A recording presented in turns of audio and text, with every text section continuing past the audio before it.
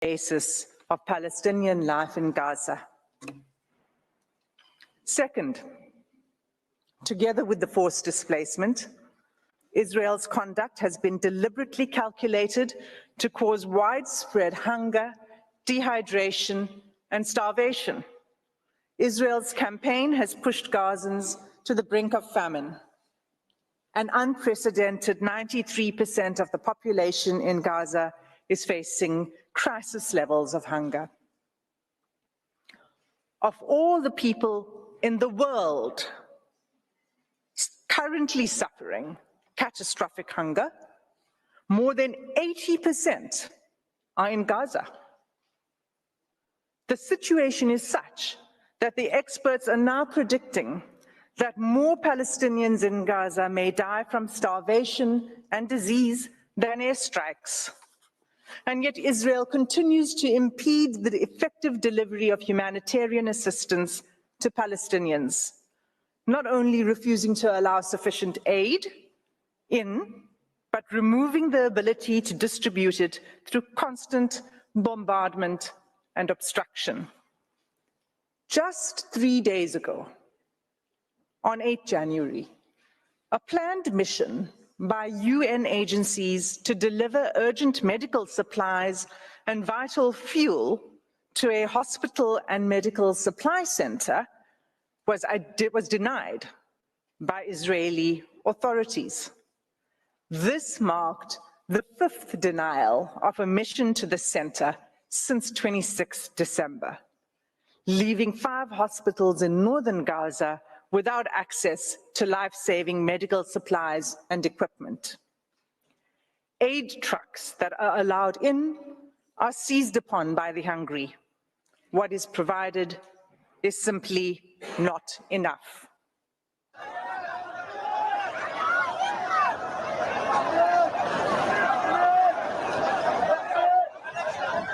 Madam President, members of the court, this is an image of an aid truck arriving in Gaza.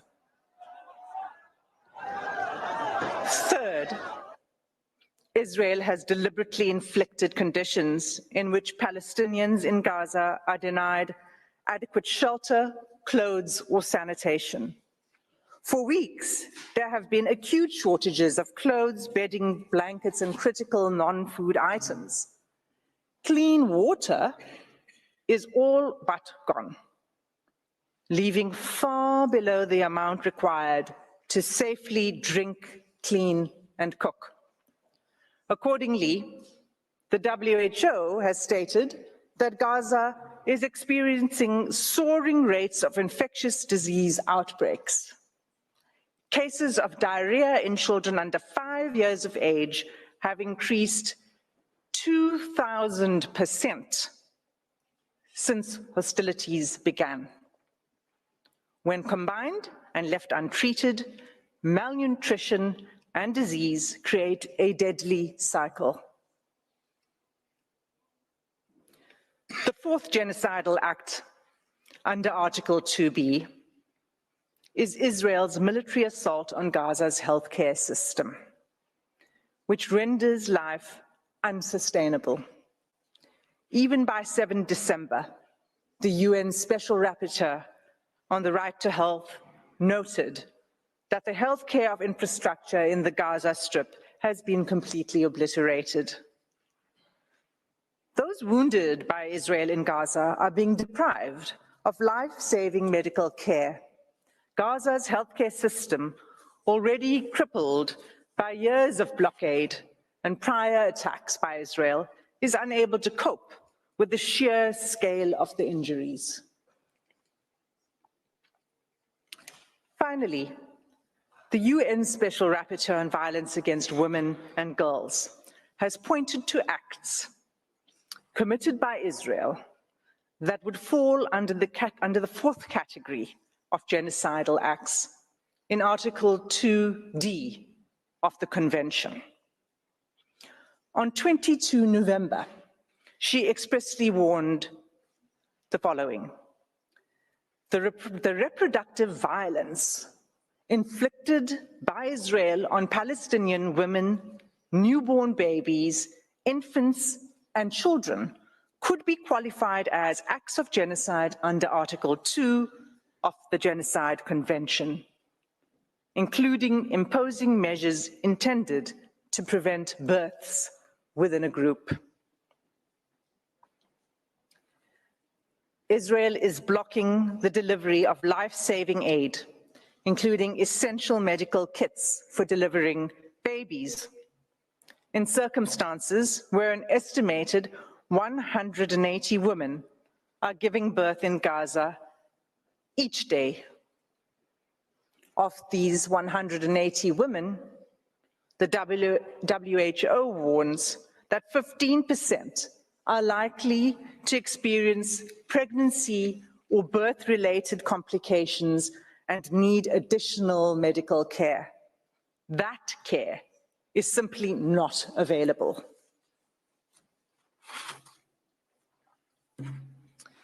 In sum, Madam President, all of these acts, individually and collectively, form a calculated pattern of conduct by Israel, indicating a genocidal intent.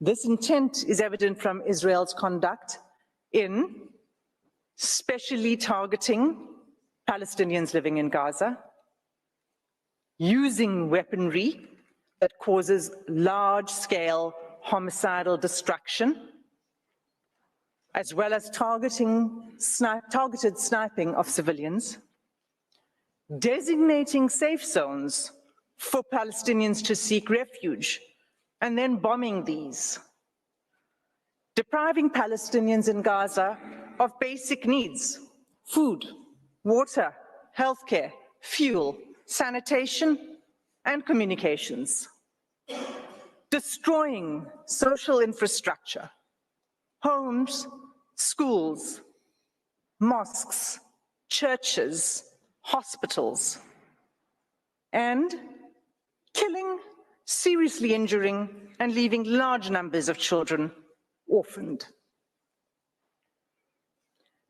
Genocides are never declared in advance, but this court has the benefit of the past 13 weeks of evidence that shows incontrovertibly a pattern of conduct and related intention that justifies a plausible claim of genocidal acts. In the Gambia-Myanmar case, this court did not hesitate to impose provisional measures in relation to allegations that Myanmar was committing genocidal acts against the Rohingya within the Rakhine state. The facts before the court today are sadly even more stark, and like the Gambia-Myanmar case, deserve and demand this court's intervention. Every day, there is mounting irreparable loss of life, property, dignity, and humanity for the Palestinian people. Our news feeds show graphic images of suffering that has become unbearable to watch. Nothing will stop the suffering except an order from this court. Without an indication of provisional measures, the atrocities will continue, with the Israeli Defense Force indicating that it intends pursuing this course of action for at least a year. In the words of the UN Under-Secretary General on 5 January 2024, I quote, "You think getting aid into Gaza is easy? Think again. 3 layers of inspections before trucks can even enter. Confusion and long queues.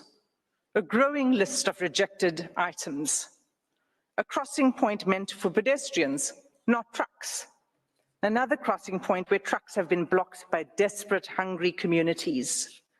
A destroyed commercial sector. Constant bombardments, poor communications, damaged roads, convoys shot at, delays at checkpoints, a traumatized and exhausted population crammed into a smaller and smaller sliver of land, shelters which have long exceeded their full capacity, aid workers themselves displaced, killed. This is an impossible situation for the people of Gaza and for those trying to help them. The fighting must stop. Close quote. Madam President, members of the court, that concludes my section on the genocidal conduct of Israel. I thank you for your patient attention, and I ask that you call Advocate Mukatobi to the podium to address the court on genocidal intent. I thank Ms. Hassim, and I now invite Mr. Tembeke Nukatobi to address the court. You have the floor, sir.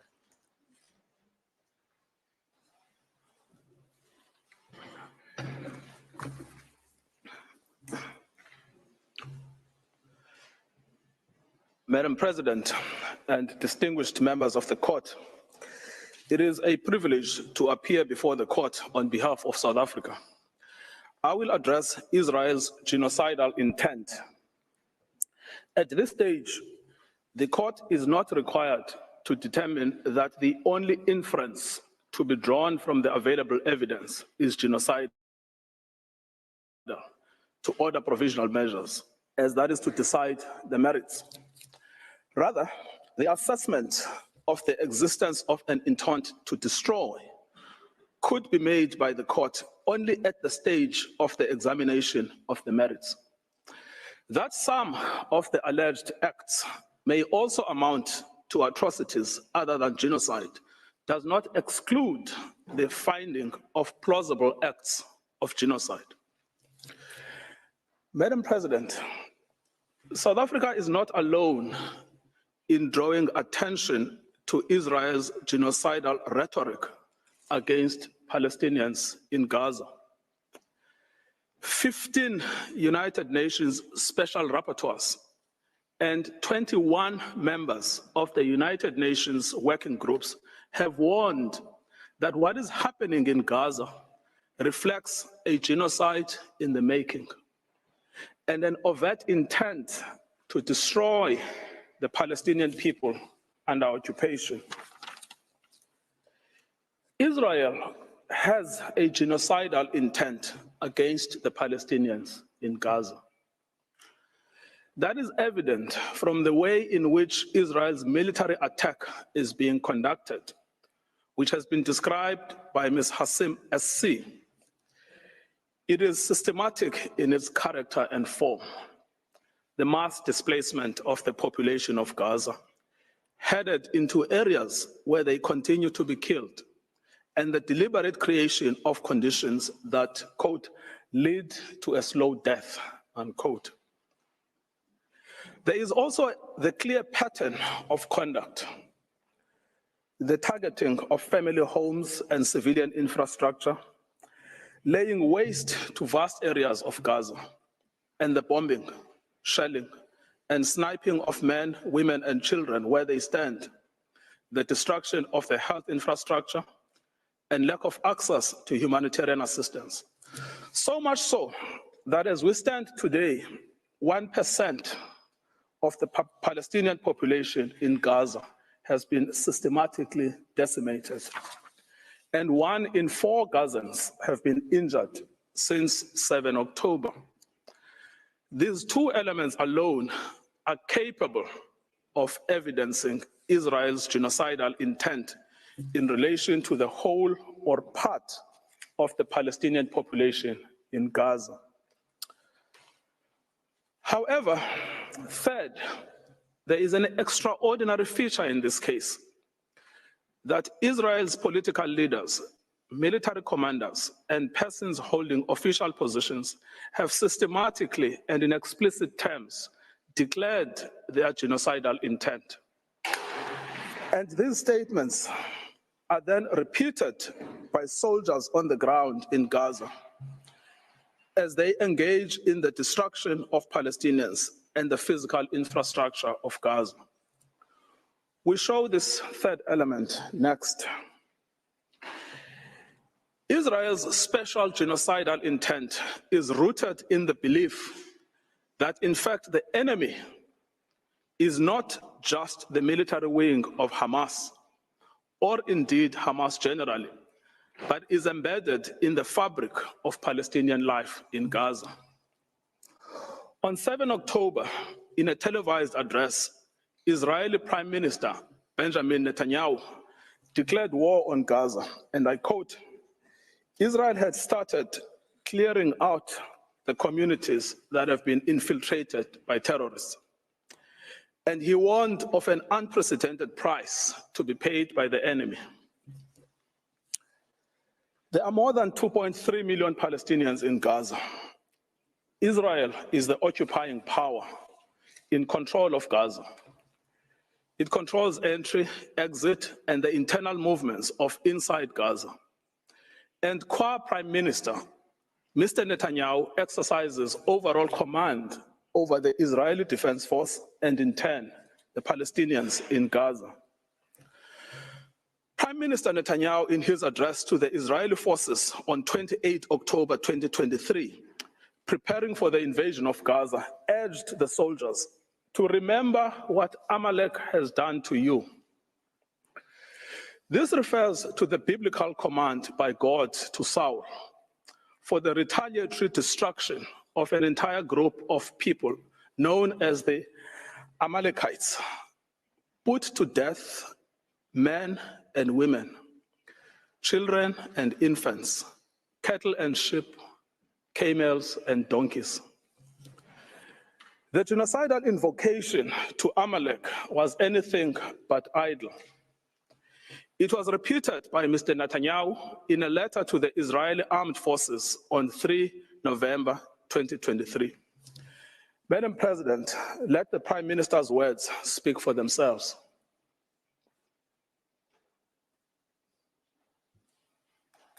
Has done to you, says our Holy Bible, and we do remember, and we are fighting our brave troops and combatants who are now in Gaza or around Gaza. And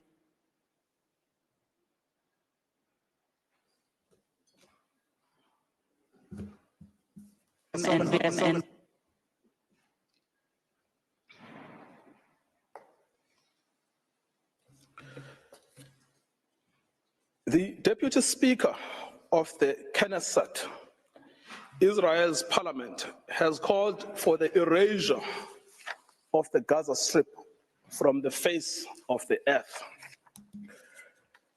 The Defense Force agrees.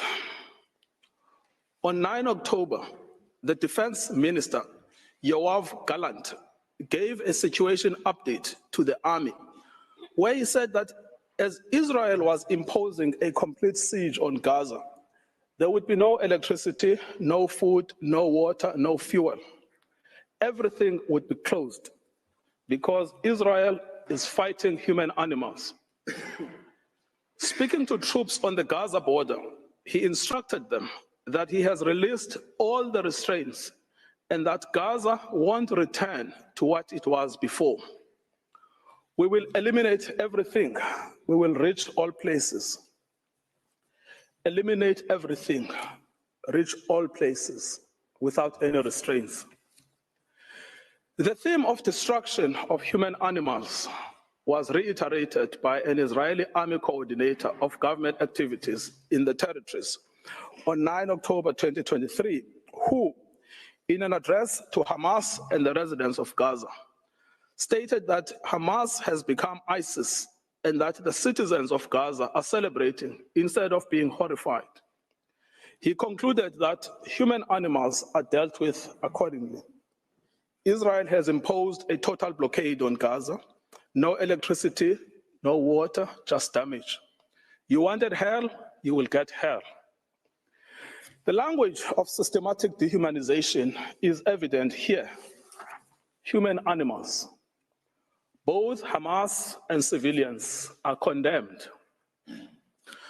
Within the Israeli cabinet, this is also a widely held view. The Minister of Energy and Infrastructure, Israel Katz, called for the denial of water and fuel, as this is what will happen to a people of children killers and slaughterers. This admits of no ambiguity. It means to create conditions of death of the Palestinian people in Gaza. To die a slow death because of starvation and dehydration, or to die quickly because of a bomb attack or snipers, but to die nevertheless. In fact, Heritage Minister Amichai Eliyahu said that Israel must find ways for Gazans that are more painful than death. It is no answer to say that neither are in command of the army. They are ministers in the Israeli government. They vote in the Knesset and are in a position to shape state policy. The intent to destroy Gaza has been nurtured at the highest levels of state, as President Isaac Herzog has joined the ranks of those signing bombs destined for Gaza. Having previously noted that the entire population in Gaza is responsible and that this rhetoric about civilians not aware, not involved is absolutely not true, we will fight until we break their backbone. Later attempts by the president and others to neutralize this speech have not altered the sting of his words, which was to tar all Palestinians as responsible for the actions of Hamas. Nor, as I will show below, has it affected how state policy is understood within government. The Minister of National Security repeated the president's statements that Hamas and civilians are responsible in equal measure. On 10 November 2023, in a televised interview, he stated that when we say that Hamas should be destroyed, it also means those who celebrate, those who support, and those who hand out candy. They are all terrorists, and they should also be destroyed. These are orders to destroy and to maim what cannot be destroyed. These statements are not open to neutral interpretations or after-the-fact rationalizations and reinterpretations by Israel. The statements were made by persons in command of the state.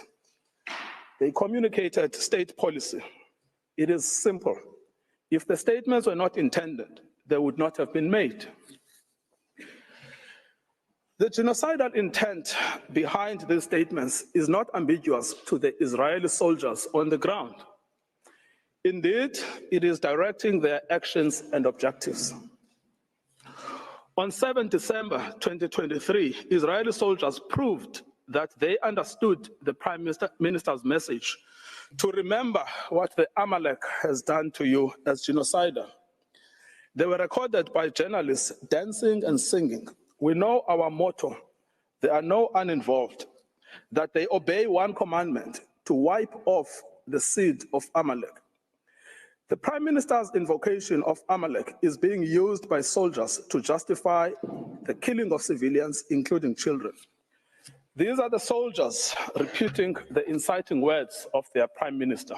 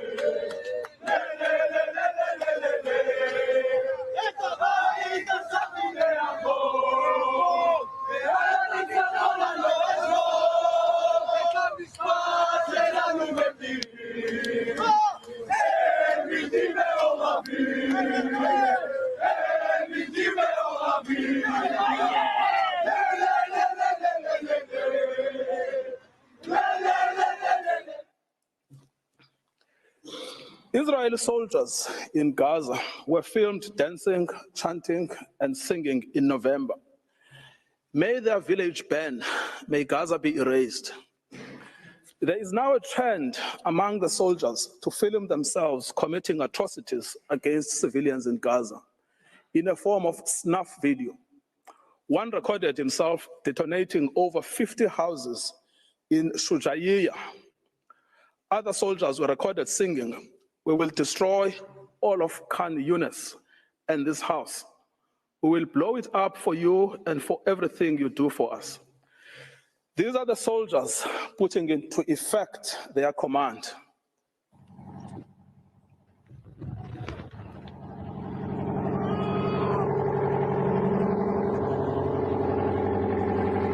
שכונת סג'אעיה ז"ל, נחל עוז, בעזרת השם יהיה לכם.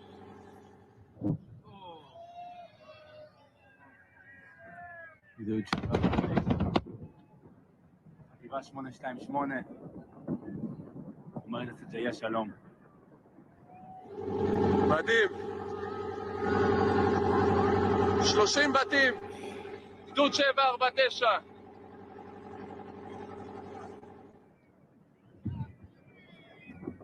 כאן מתחיל הניצחון.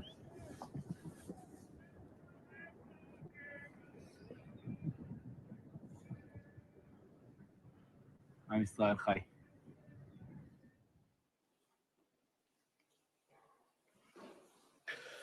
The commanders of the army are also of the same mind.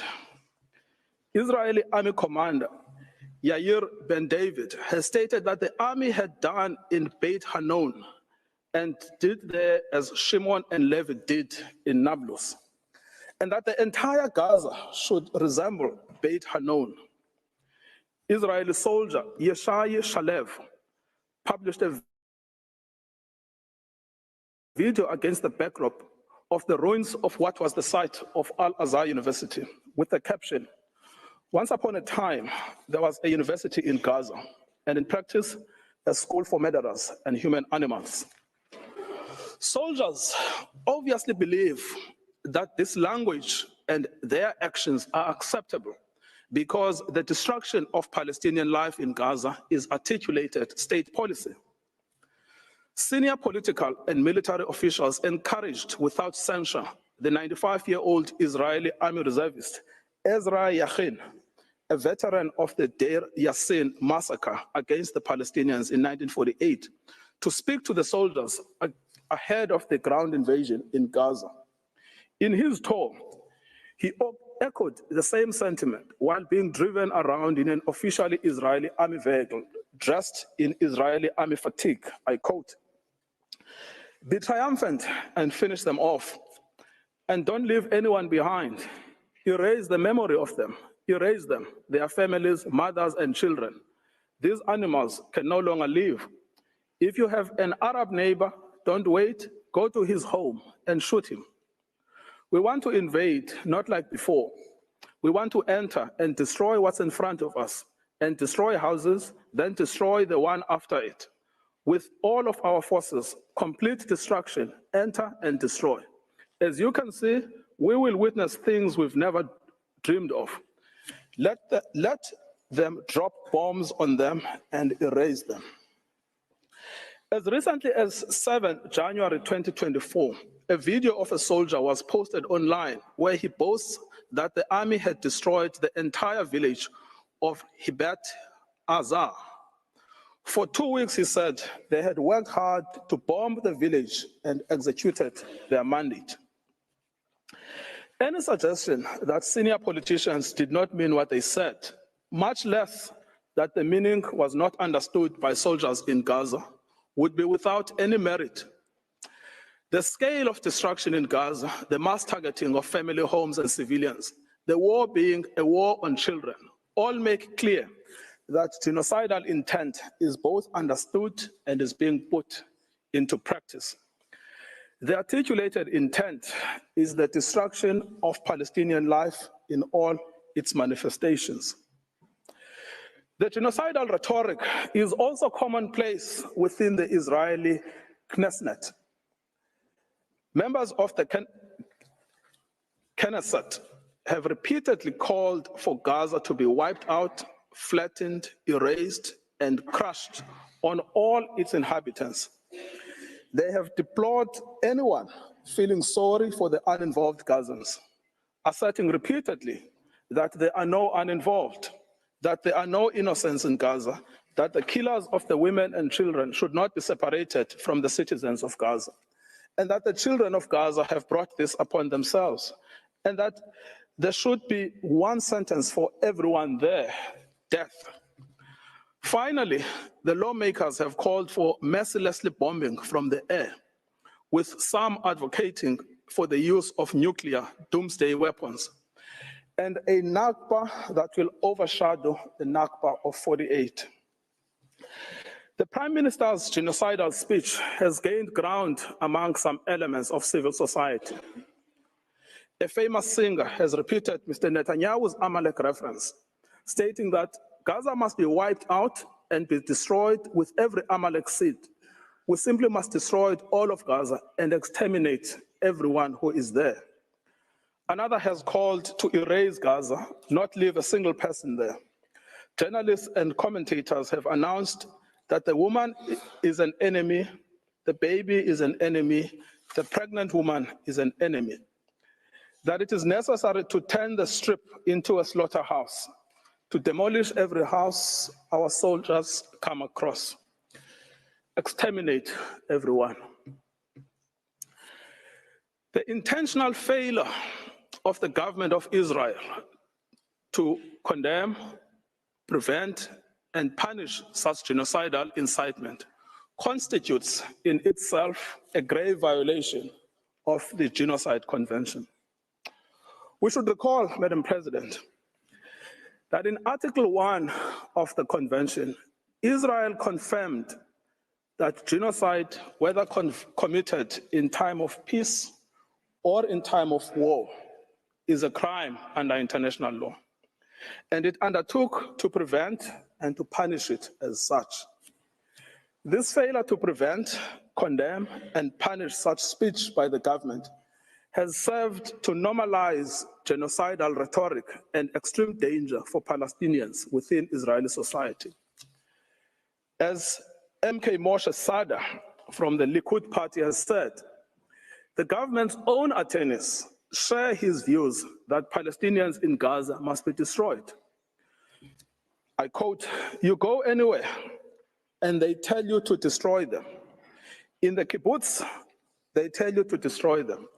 My friends at the state attorney's office who fought with me on political issues in debate said to me, it is clear that we need to destroy all Gazans. Destroy all Gazans." Israel is aware of its destruction of Palestinian life and infrastructure. Despite this knowledge, it has maintained and indeed intensified its military activity in Gaza. As to full awareness, in the week after 7 October, NGOs and the United Nations warned of an unprecedented humanitarian crisis in Gaza. The UN stated that actors must allow humanitarian teams and goods to immediately and safely reach the hundreds of thousands of people in need. So right from the beginning, Israel knew that it was depriving water, food, electricity, and essentials for survival. It said so. Everything is closed. It has known that it was depriving Palestinians of healthcare and treatment for injury in the middle of an unprecedented bombardment, of food and water, and of other essentials for survival. This prompted the World Health Organization to say, we are on our knees asking for sustained, scaled-up, protected humanitarian operations, appealing to all those in a situation to make a decision or influence decision makers to give us the humanitarian space to address this human catastrophe. Despite this knowledge, Israel continues to target infrastructure essential for survival: water and sanitation infrastructure, solar panels, bakeries, mills, crops. It bombs hospitals, decimating the healthcare system. It targets aid workers and the infrastructure of the United Nations. It is because of the policy of Israel that Gaza has become a place of death and despair. In conclusion, Madam President, many propagators of grave atrocities have protested that they were misunderstood, that they did not mean what they said, and that their own words were taken out of context. What state would admit to a genocidal intent? Yet, the distinctive feature of this case has not been the silence as such, but the reiteration and repetition of genocidal speech throughout every sphere of state in Israel. We remind the court of the identity and authority of the genocidal inciters: the Prime Minister, the President, the Minister of Defense, the Minister of National Security, the Minister of Energy and Infrastructure, members of the Knesset, senior army officials, and foot soldiers. Genocidal utterances are therefore not out in the fringes. They are embodied in state policy. The intent to destroy is plainly understood by soldiers on the ground. It is also fully understood by some within the Israeli society, with the government facing criticism for allowing in any aid to Gaza on the basis that it is recanting on its promise to starve Palestinians. Any suggestion that Israeli officials did not mean what they said or were not fully understood by soldiers and civilians alike to mean what they said should be rejected by this court. The evidence of genocidal intent is not only chilling, it is also overwhelming and incontrovertible. Madam President, it is now my honor to request you to call Mr. John Dugard on the subject of jurisdiction. I thank Mr. Ngukai Toby, and I now invite Professor John Dugard to take the floor. You have the floor, Professor.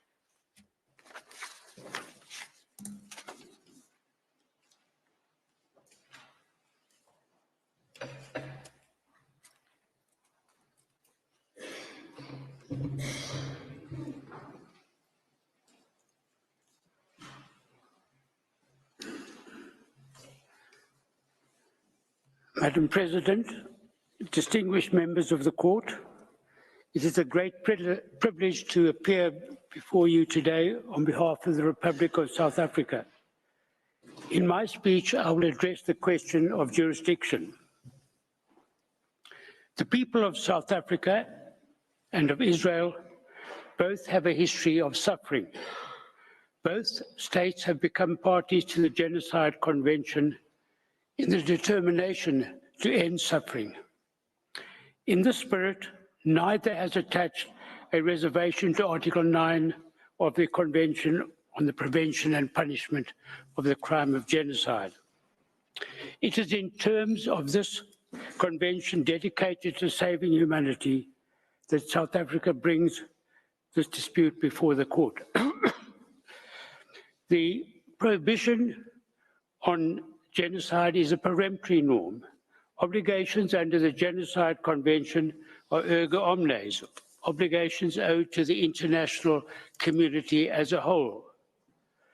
States parties to this convention are obliged not only to desist from genocidal acts, but also to prevent them.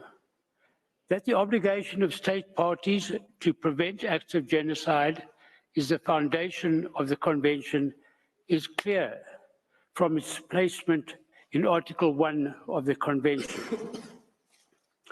Article 9 of the Genocide Convention makes it clear that state parties are guardians of the Genocide Convention.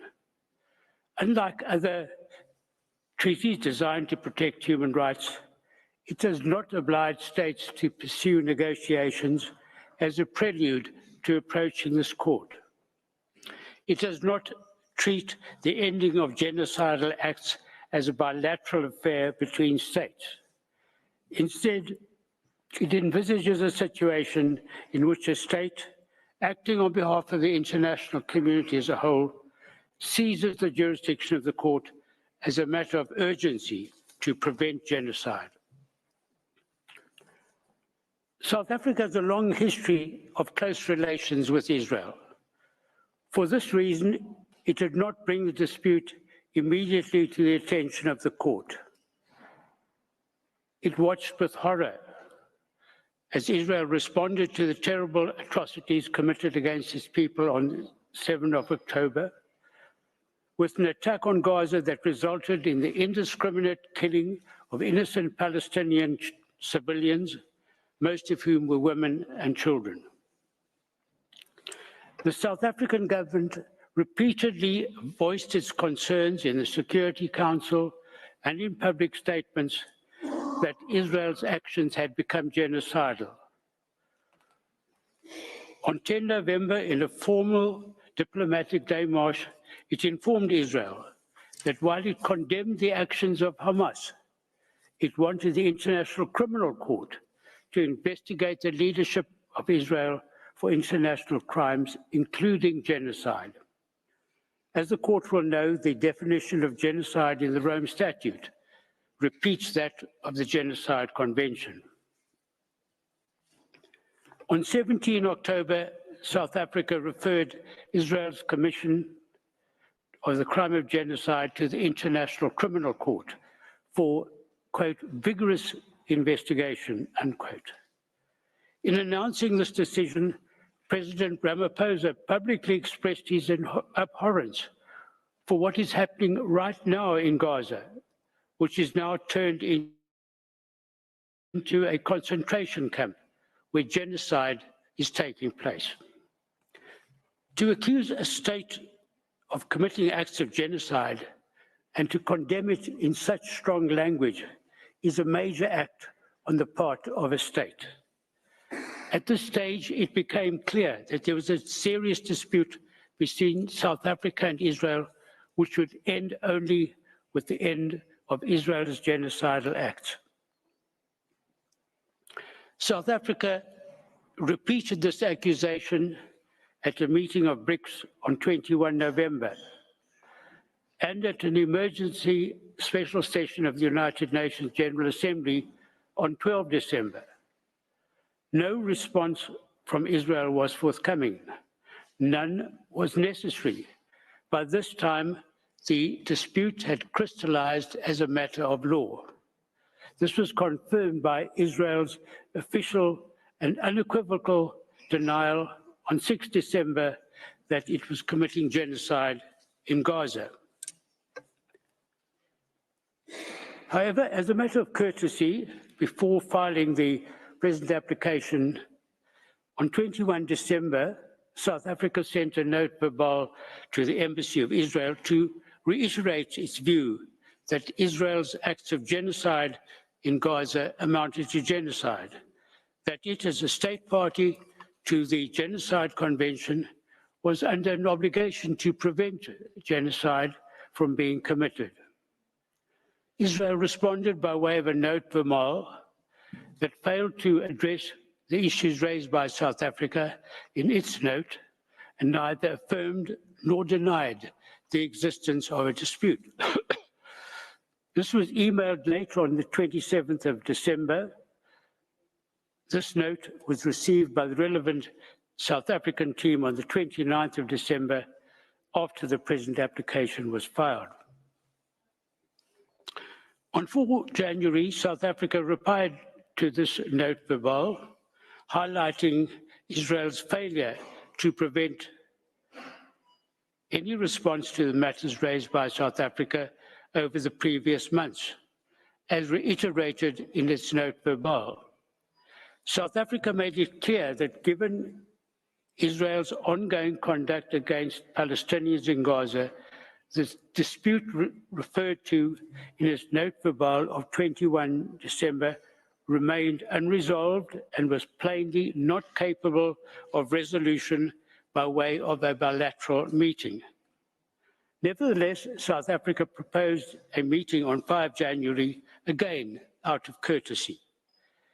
Israel responded to this note verbal by proposing that we reconnect to coordinate a meeting at the earliest opportunity after the close of hearings in the present case.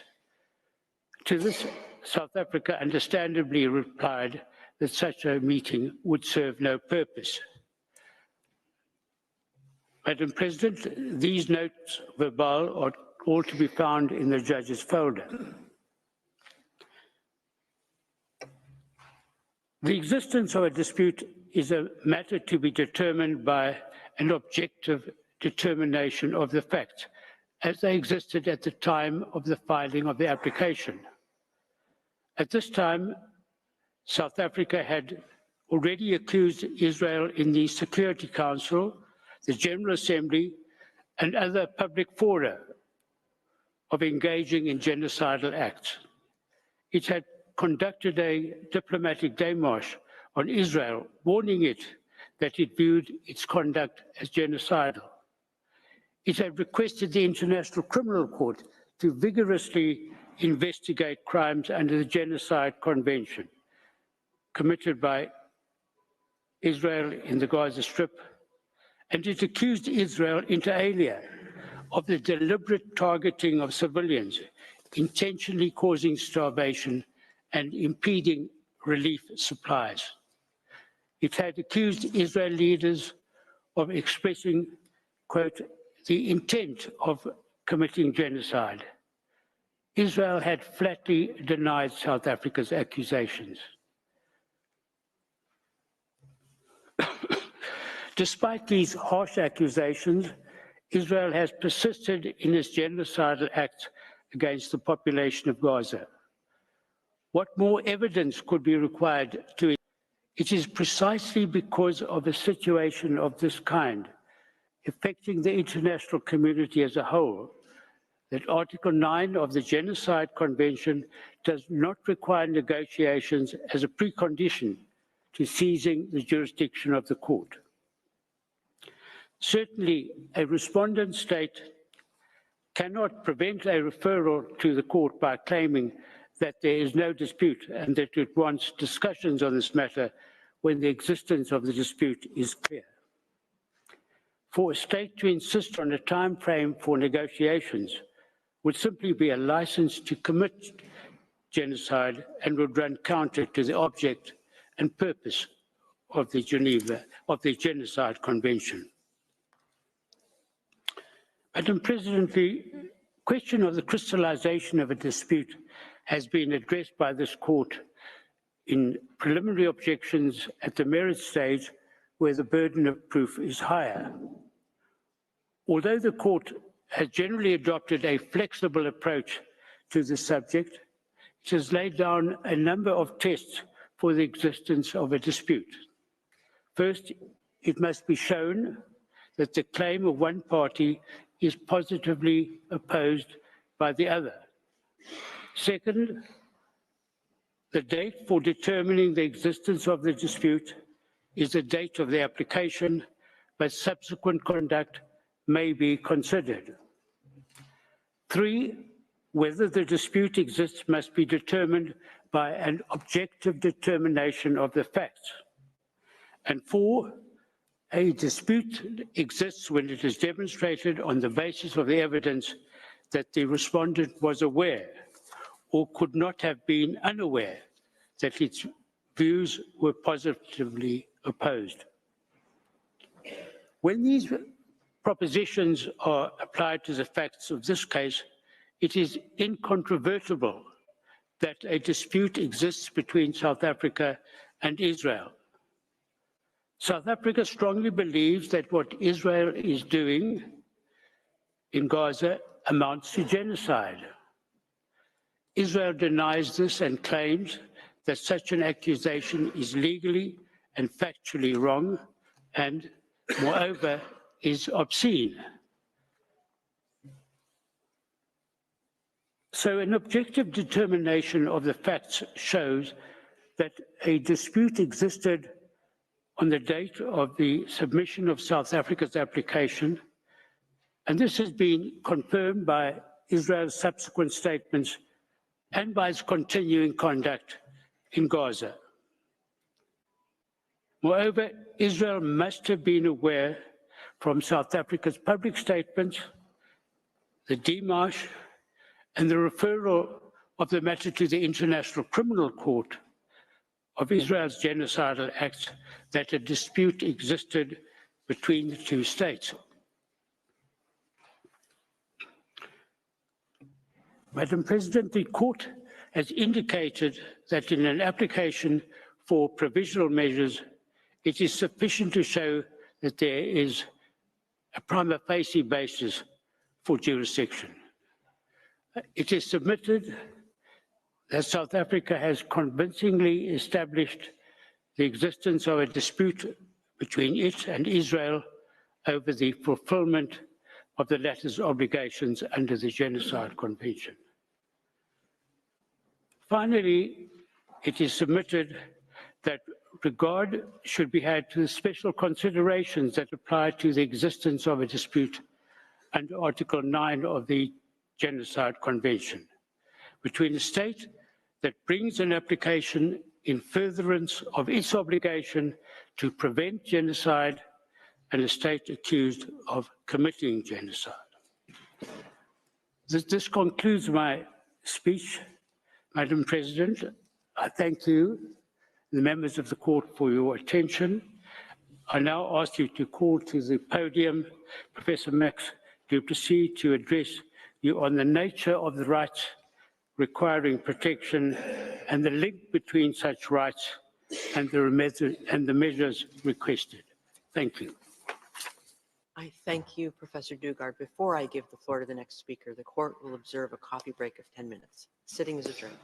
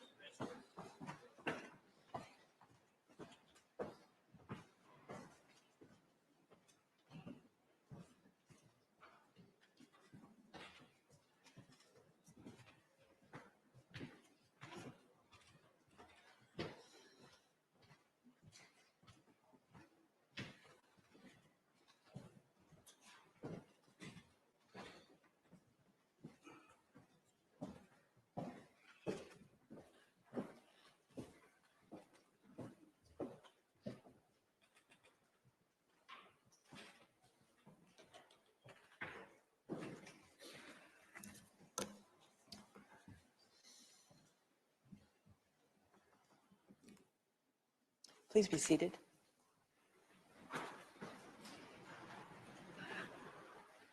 The sitting is resumed. I now give the floor to Professor Max du Plessis. You have the floor, Professor.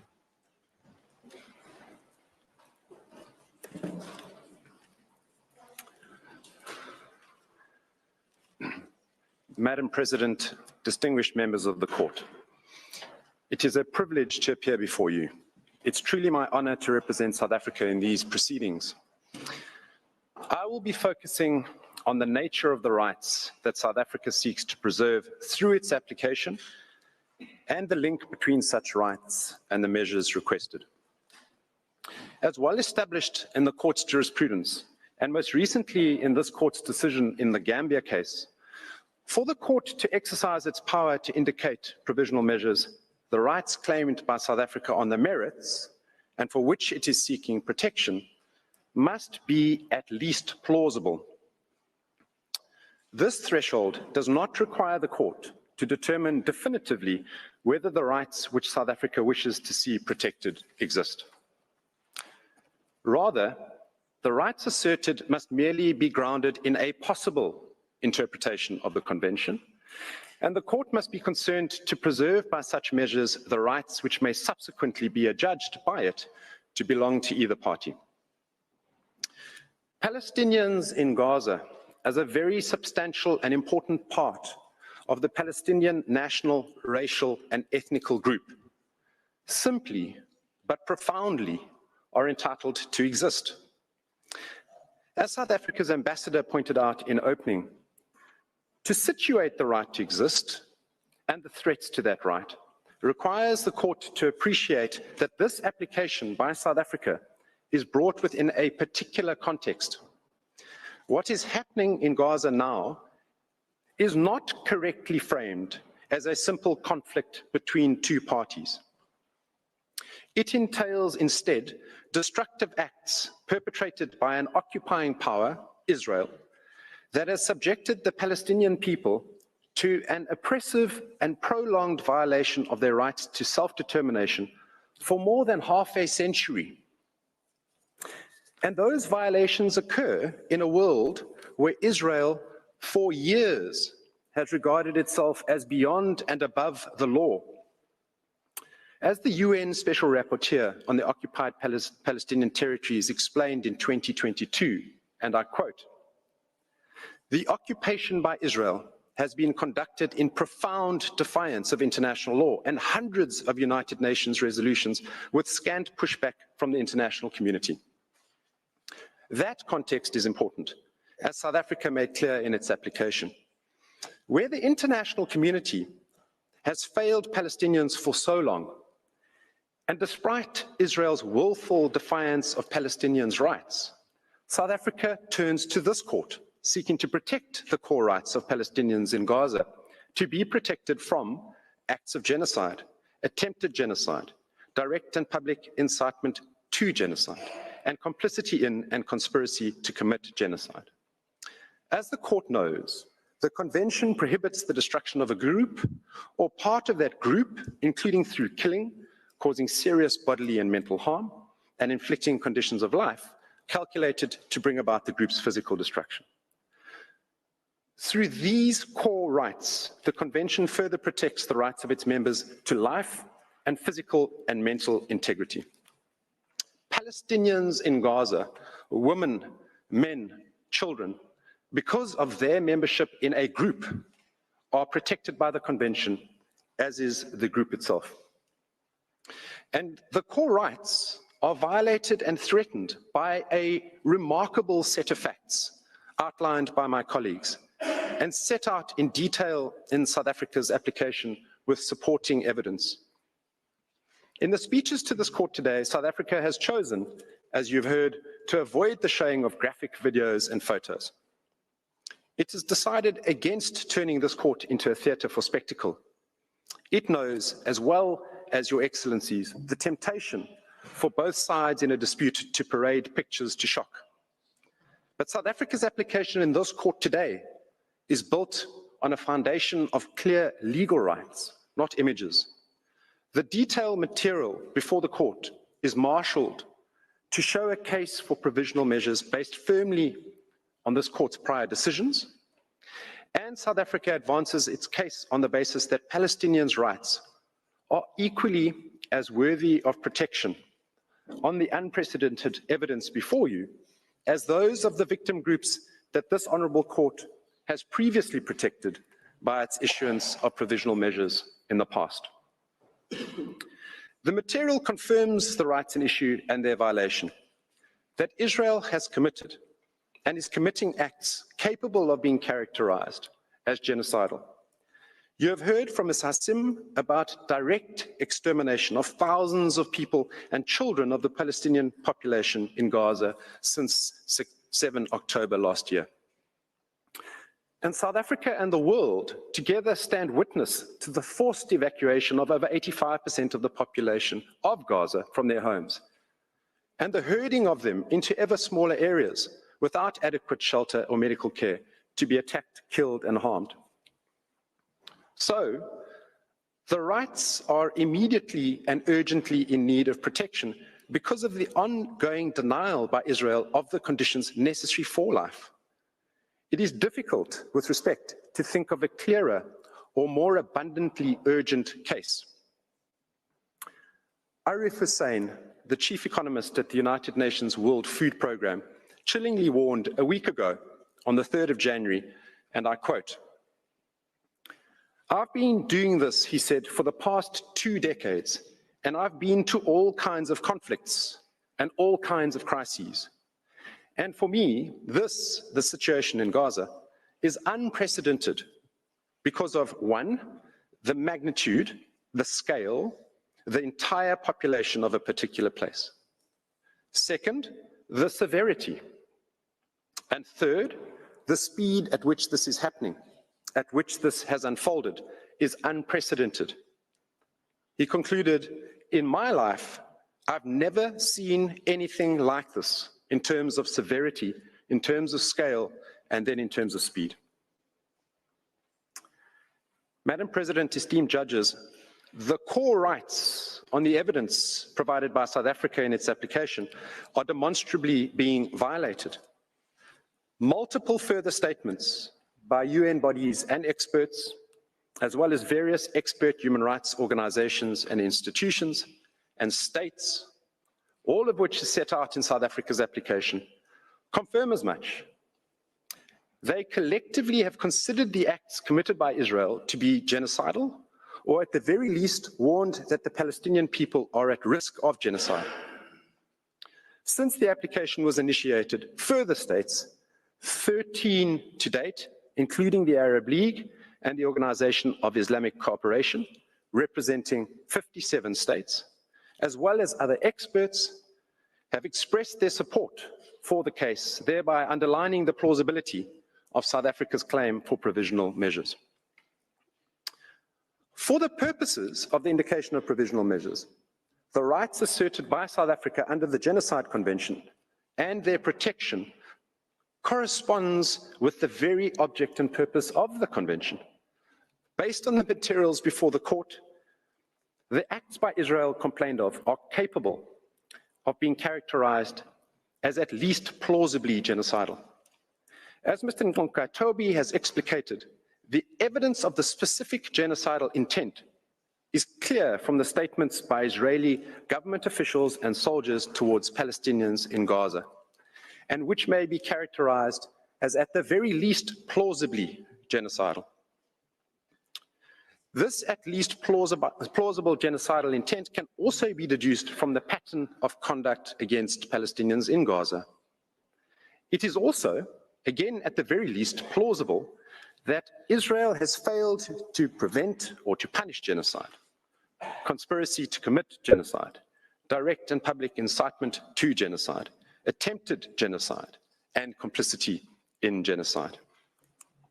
And it is further plausible that South Africa has an obligation to prevent genocide, including by taking all reasonable measures within its powers to influence effectively the actions of persons perpetrating and likely to commit genocide or engaging in direct or public incitement to genocide. So let me be clear. South Africa's obligation is motivated by the need to protect Palestinians in Gaza and their absolute rights not to be subjected to genocidal acts. Notwithstanding the incontestably serious nature of the allegations against Israel, the court should not be required, before granting provisional measures, to ascertain whether the existence of a genocidal intent is the only plausible inference to be drawn from the material before it. That would amount to the court making a determination on the merits. Moreover, South Africa has stressed that any motive or effort by Israel to destroy Hamas does not preclude genocidal intent by Israel towards the whole or part of the Palestinian people in Gaza. Evidence of other motives explaining its conduct as a perpetrator will not save Israel from a finding that it also possessed the requisite genocidal intent. And because of a fundamental feature of genocide, namely that the prohibitions on genocide and associated offenses are jus cogens in nature, they are subject, therefore, to no exceptional qualification.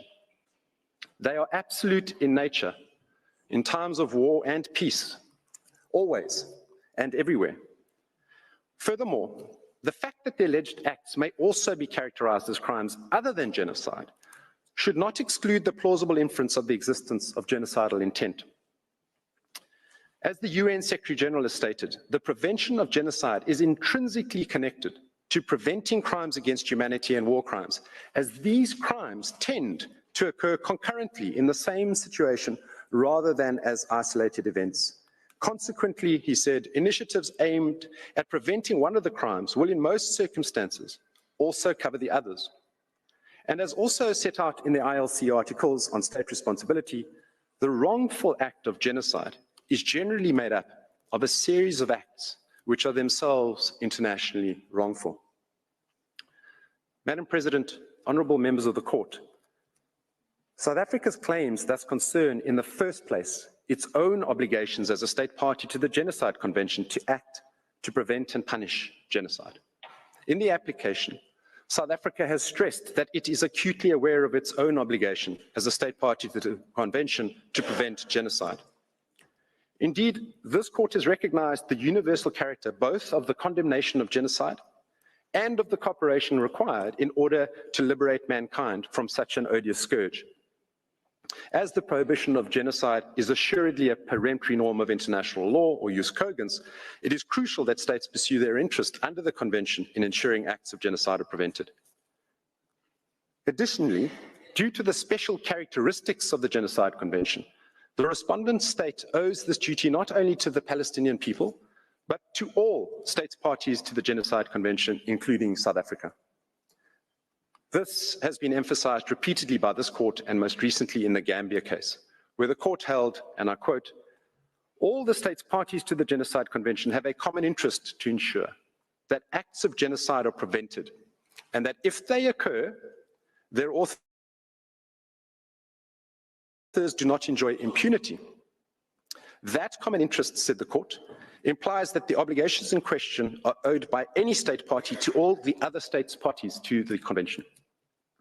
Similarly, the court has reiterated that in such a convention, the contracting states do not have any interests of their own. They merely have, one and all, a common interest, namely the accomplishment of those high purposes which are the raison d'etre of the Convention. Accordingly, any state party to the Genocide Convention, and not only a specially affected state, may invoke the responsibility of another state party with a view to ascertaining the alleged failure to comply with its obligations, erga omnes partes, and to bring that failure to an end. That means that South Africa is asserting both a collective and an individual right. It is thus beyond doubt that South Africa is entitled to invoke the responsibility of Israel under the Genocide Convention.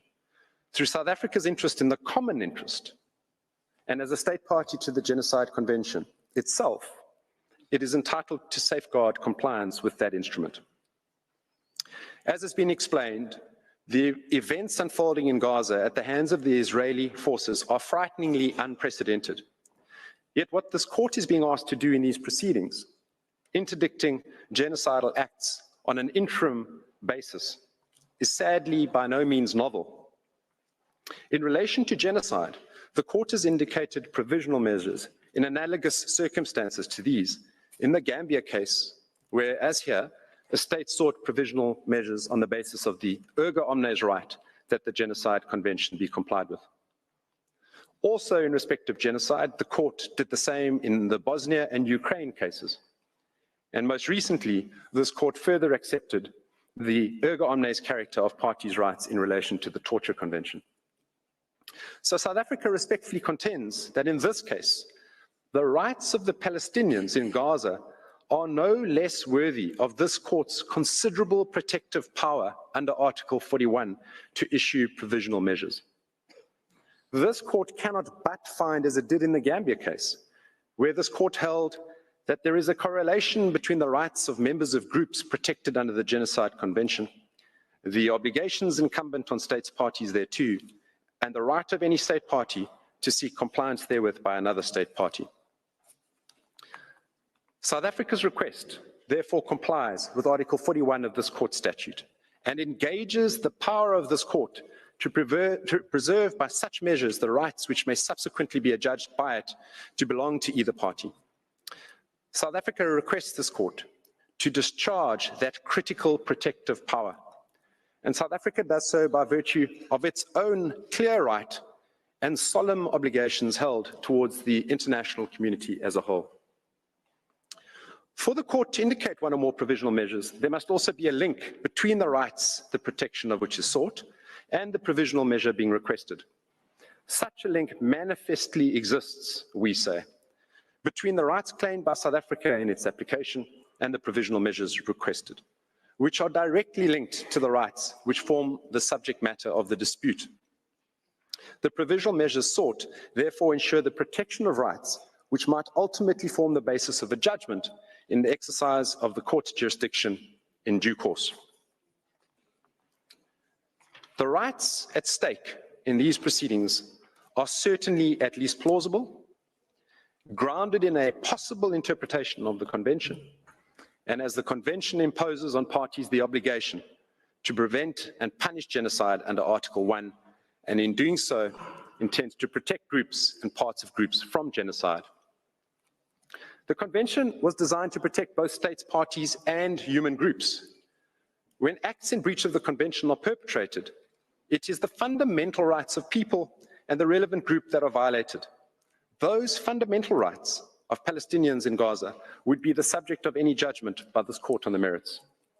Madam President, members of the court, to find otherwise will not only be to treat Palestinians differently as less worthy of protection than others, it would also be for the court to unduly limit its own competence, to turn its back upon its extensive prior jurisprudence, and to close its eyes to the breach of the rights which lie at the heart of the Convention and which breaches are taking place in Gaza right now as I close. Madam President, I ask you now to call Ms. Nigrali KC to the podium, who will address you on a risk of further genocidal acts, the risk of irreparable harm and urgency, and I thank you for your attention.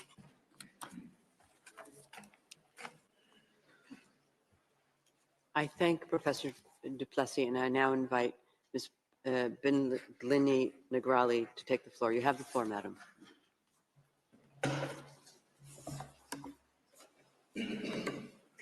Madam President, members of the court, it is a great honor for me to appear before the court once again. It is also both a privilege and a weighty responsibility for me to represent South Africa in this case of such severe gravity. It is my task to examine the urgency and the risk of irreparable harm to the rights claimed, the final two conditions to be met for the court to indicate provisional measures. Before that, I should like to address South Africa's sincere apologies to the Francophone members of the court for not having made any of its submissions in French. South Africa would ask you not to regard this as a lack of courtesy on its part. If you will allow, I shall now continue my pleadings in English.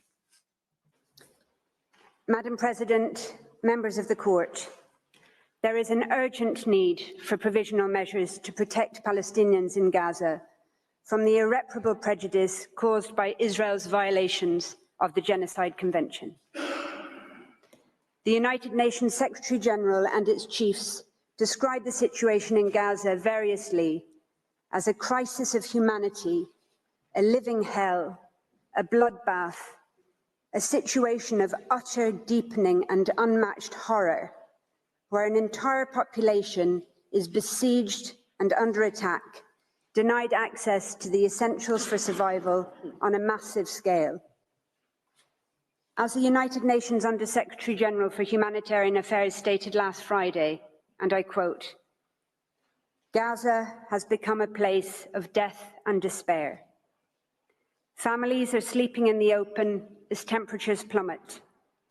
Areas where civilians were told to relocate for their safety have come under relentless bombardment. Medical facilities are under relentless attack. The few hospitals that are partially functional are overwhelmed with trauma cases, critically short of all supplies, and inundated by desperate people seeking safety. A public health disaster is unfolding. Infectious diseases are spreading in overcrowded shelters as sewers spill over. Some 180 women are giving birth daily amidst this chaos. People are facing the highest levels of food insecurity ever recorded. Famine is around the corner. For children in particular, the last 12 weeks have been traumatic. No food, no water, no school, nothing but the terrifying sounds of war day in and day out. Gaza has simply become uninhabitable. Its people are witnessing daily threats to their very existence, while the world watches on." End quote. The court has heard of the horrific death toll and of the more than 7,000 Palestinian men, women and children reported missing, presumed dead, or dying slow, excruciating deaths trapped under the rubble. Reports of field executions and torture and ill-treatment are mounting, as are images of decomposing bodies of Palestinian men, women and children left unburied where they were killed, some being picked upon by animals. It is becoming ever clearer that huge swathes of Gaza, entire towns, villages, refugee camps, are being wiped from the map. As you have heard, but it bears repeating, according to the World Food Programme, 4 out of 5 people in the world in famine or a catastrophic type of hunger are in Gaza right now. Indeed, experts warn that deaths from starvation and disease risk significantly outstripping deaths from bombings. The daily statistics stand as clear evidence of the urgency and of the irreparable prejudice. On the basis of the current figures, on average, 247 Palestinians are being killed and are at risk of being killed each day, many of them literally blown to pieces. They include 48 mothers each day, 2 every hour, and over 117 children each day, leading UNICEF to call Israel's actions a war on children. On current rates which show no sign of abating, each day, over 3 medics, 2 teachers, more than 1 United Nations employee, and more than 1 journalist will be killed, many while at work or in what appear to be targeted attacks on their family homes or where they are sheltering. The risk of famine will increase each day.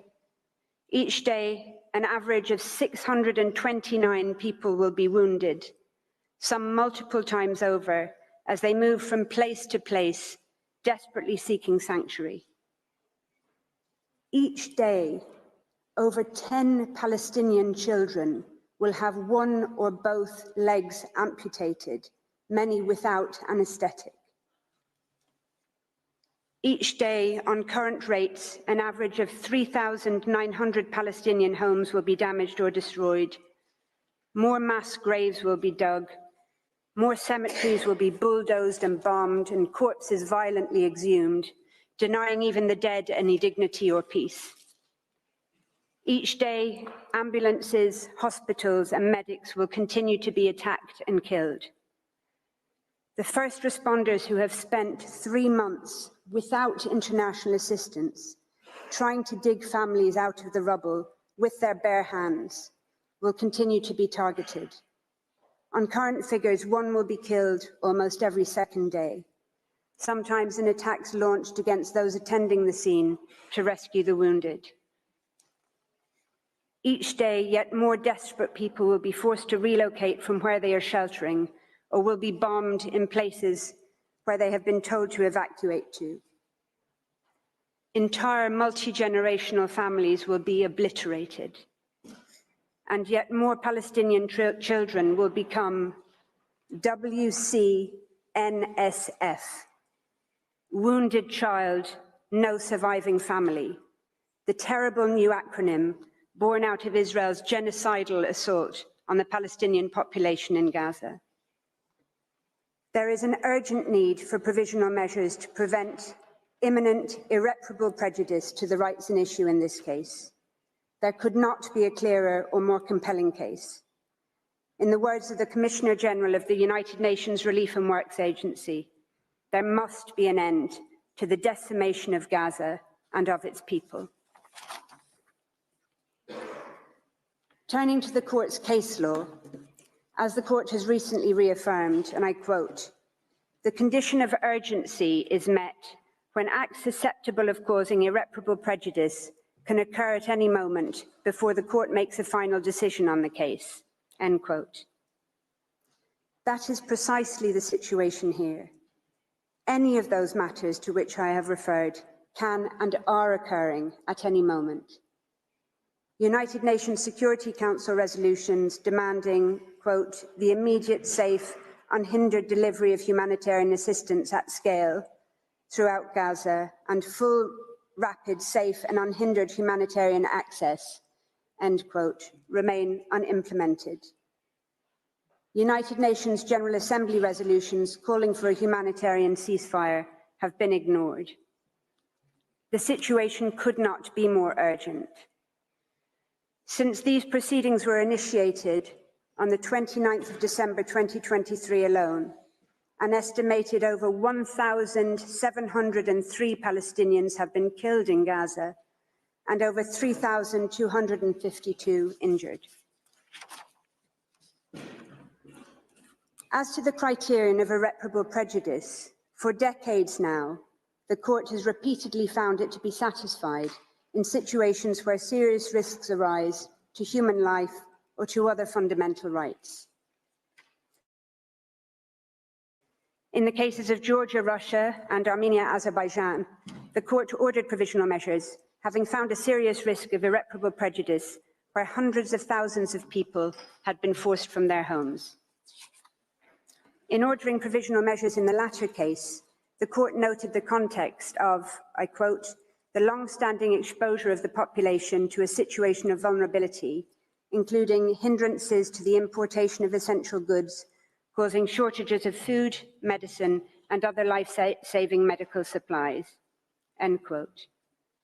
In Gaza, as you have heard, nearly 2 million people, over 85% of the population, have been repeatedly forced to flee their homes and shelters, not just once or twice, but some 3, 4, or more times over, into shrinking slivers of land where they continue to be bombed and killed. This is a population that Israel had already made vulnerable through 16 years of military blockade and crippling de-development.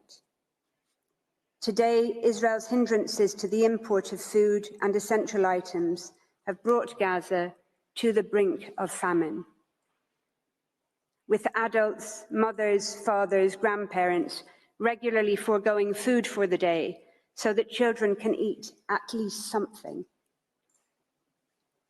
Medicine shortages and the lack of medical treatment, clean water and electricity are so great that large numbers of Palestinians are dying or are at imminent risk of dying preventable deaths. Cancer and other services have long shut down. Women are undergoing cesarean sections without anaesthetic in barely functioning hospitals, described as scenes from a horror movie, with many undergoing otherwise unnecessary hysterectomies in an attempt to save their lives. In the Canada-Syria torture case, the court made clear that, I quote, individuals subject to torture and other acts of cruel, inhuman or degrading treatment or punishment are at serious risk of irreparable prejudice.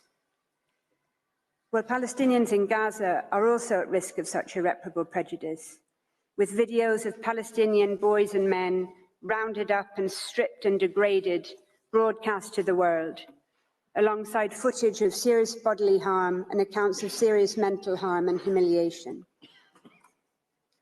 In Qatar, United Arab Emirates, the court considered provisional measures to be justified, having regard to the risk of irreparable prejudice deriving from factors such as people being forced to leave their places of residence without the possibility of return, the psychological distress of temporary or potentially ongoing separation from their families, and the harm associated with students being prevented from taking their exams. If provisional measures were justified there, how could they not be in Gaza, where countless families have been separated, with some family members evacuating under Israeli military orders and others staying behind at extreme risk to care for the wounded, infirm, and the elderly, where husbands, fathers, and sons are being rounded up and separated from their families, taken to unknown locations for indeterminate periods of time. In the Qatar case, the court issued a provisional order where harm to approximately 150 students was an issue. In Gaza, 625,000 school children have not attended school for 3 months, with the United Nations Security Council expressing deep concern, I quote, that the disruption of access to education has a dramatic impact on children and that conflict has lifelong effects on their physical and mental health. Almost 90,000 Palestinian university students cannot attend at university in Gaza. Over 60% of schools, almost all universities, and countless bookshops and libraries have been damaged or destroyed, and hundreds of teachers and academics have been killed, including deans of universities and leading Palestinian scholars, obliterating the very prospects for the future education of Gaza's children and young people. Notably, the court has found provisional measures to be justified in all 3 cases where they were previously sought in relation to violations of the Genocide Convention. It did so in Bosnia and Serbia in 1993, finding on the basis of evidence that was certainly no more compelling than that presently before the court, that it was sufficient to determine that there was, and I quote, a grave risk of acts of genocide being committed. The court found provisional measures to be justified in the Gambia-Myanmar case on the basis of a risk of irreparable prejudice to the Rohingya, subject to, quote, mass killings as well as beatings, the destruction of villages and homes, denial of access to food, shelter, and other essentials of life. More recently, in indicating provisional measures in Ukraine-Russia, the court considered that Russia's military activities had, quote, resulted in numerous civilian deaths and injuries and caused significant material damage, including the destruction of buildings and infrastructure, end quote, giving rise to a risk of irreparable prejudice. The court had regard to the fact that, quote, attacks are ongoing and are creating increasingly difficult living conditions for the civilian population, end quote, which it considered to be extremely vulnerable. The court also considered the fact that, I quote again, many persons have no access to the most basic foodstuffs, potable water, electricity, essential medicines or heating, and that many were attempting to flee under extremely insecure conditions. This is occurring in Gaza on a much more intensive scale to a besieged, trapped, terrified population that has nowhere safe to go. Lest the contrary be suggested, it is clear from Ukraine-Russia that the fact that the urgent risk of irreparable harm arises in a situation of armed conflict does not undermine, much less preclude, a request for provisional measures. That's also clear from the court's other judgments. So in the case of armed activities on the territory of the Congo, for example, the court ordered provisional measures based on its finding that, quote, persons, assets and resources present on the territory of the Congo, particularly in the area of conflict, remain extremely vulnerable, and that there was a serious risk that rights at issue in the case may suffer irreparable prejudice, end quote. Similarly, in Costa Rica, Nicaragua, the court indicated provisional measures in part on the basis that the presence of troops in the disputed territory gave rise, I quote, to a real and present risk of incidents liable to cause irremediable harm in the form of bodily injury or death, end quote. In relation to the Genocide Convention in particular, the court recalled in Gambia, Myanmar, that, quote, states parties expressly confirmed their willingness to consider genocide as a crime under international law, which they must prevent and punish independently of the context of peace or of war in which it takes place, end quote. More recently, in the case of Guyana, Venezuela, the court considered that the serious risk of Venezuela, quote, acquiring and exercising control and administration of the territory in dispute, end quote, gave rise to a risk of irreparable prejudice to the rights asserted in the case. Similar factors are an issue here, having regard to the territorial ambitions and settlement plans and the relationship of those factors to the very survival of Palestinians in Gaza as such. Similarly, any scaling up by Israel of access of humanitarian relief to Gaza in response to these proceedings or otherwise would be no answer to South Africa's request for provisional measures. In the case of Iran, United States, the court found a risk of irreparable harm from the exposure of individuals to danger to health and life caused by restrictions placed on medicines and medical devices, foodstuffs, and other goods required for humanitarian needs. That was notwithstanding the assurances offered by the United States for it to expedite the consideration of humanitarian issues, and notwithstanding the fact that essentials were in any event exempt from the United States sanctions. The court considered that the assurances were, I quote, not adequate to address fully the humanitarian and safety concerns raised, and that there remained a risk that measures adopted by the United States may entail irreparable consequences. In Armenia, Azerbaijan, unilateral undertakings to alleviate restrictions alongside the full resumption of humanitarian and commercial deliveries did not defeat requests for the indication of provisional measures. The court was clear that while contributing, quote, towards mitigating the imminent risk of irreparable prejudice resulting from the military operation, those developments did not remove the risk entirely. Indeed, in Georgia, Russia, the court made clear that it considers a serious risk to subsist where, quote, the situation is unstable and could rapidly change. The court considered, quote, given the ongoing tension and the absence of an overall settlement to the conflict in this region, populations also remain vulnerable, end quote.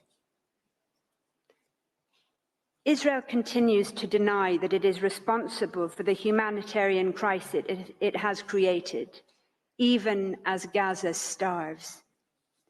The aid it has belatedly begun to allow in is wholly inadequate and does not come anywhere close to the average 500 trucks being permitted daily before October 2023, even under the blockade. Any unilateral undertakings Israel might seek to give about future aid would not remove the risk of irreparable prejudice, not least considering Israel's past and current conduct towards the Palestinian people, including the 16 years of brutal siege on Gaza. In any event, as the United Nations Secretary-General has made absolutely clear, it is a mistake to measure, quote, the effectiveness of the humanitarian operation in Gaza based on the number of trucks allowed in. As he stressed, I quote, the real problem is that the way Israel is conducting this offensive means that the conditions for the effective delivery of humanitarian aid no longer exist.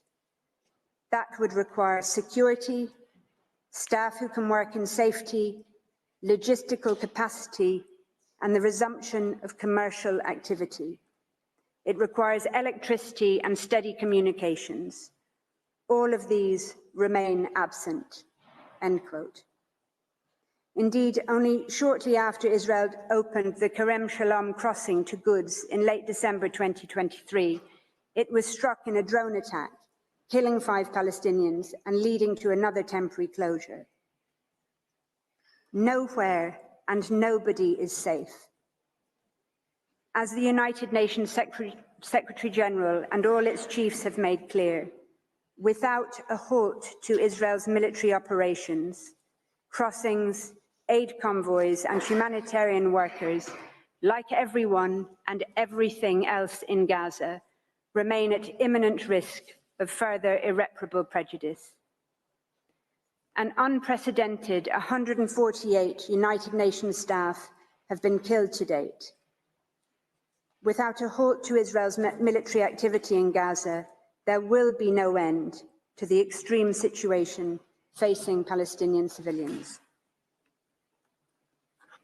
Madam President, members of the court, if the indication of provisional measures was justified on the facts in those cases I have cited, how could it not be here, in a situation of much greater severity, where the imminent risk of irreparable harm is so much greater? How could they not be justified in a situation that humanitarian veterans from crises spanning as far back as the killing fields of Cambodia, people who, in the words of the United Nations Secretary-General, have seen everything, if they say it is so utterly unprecedented that they are out of words to describe it?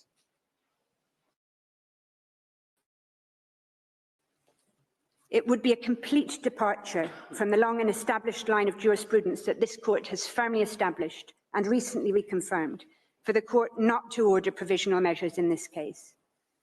the imminent risk of death, harm and destruction that Palestinians in Gaza face today and that they risk every day during the pendency of these proceedings, on any view justifies, indeed compels, the indication of provisional measures.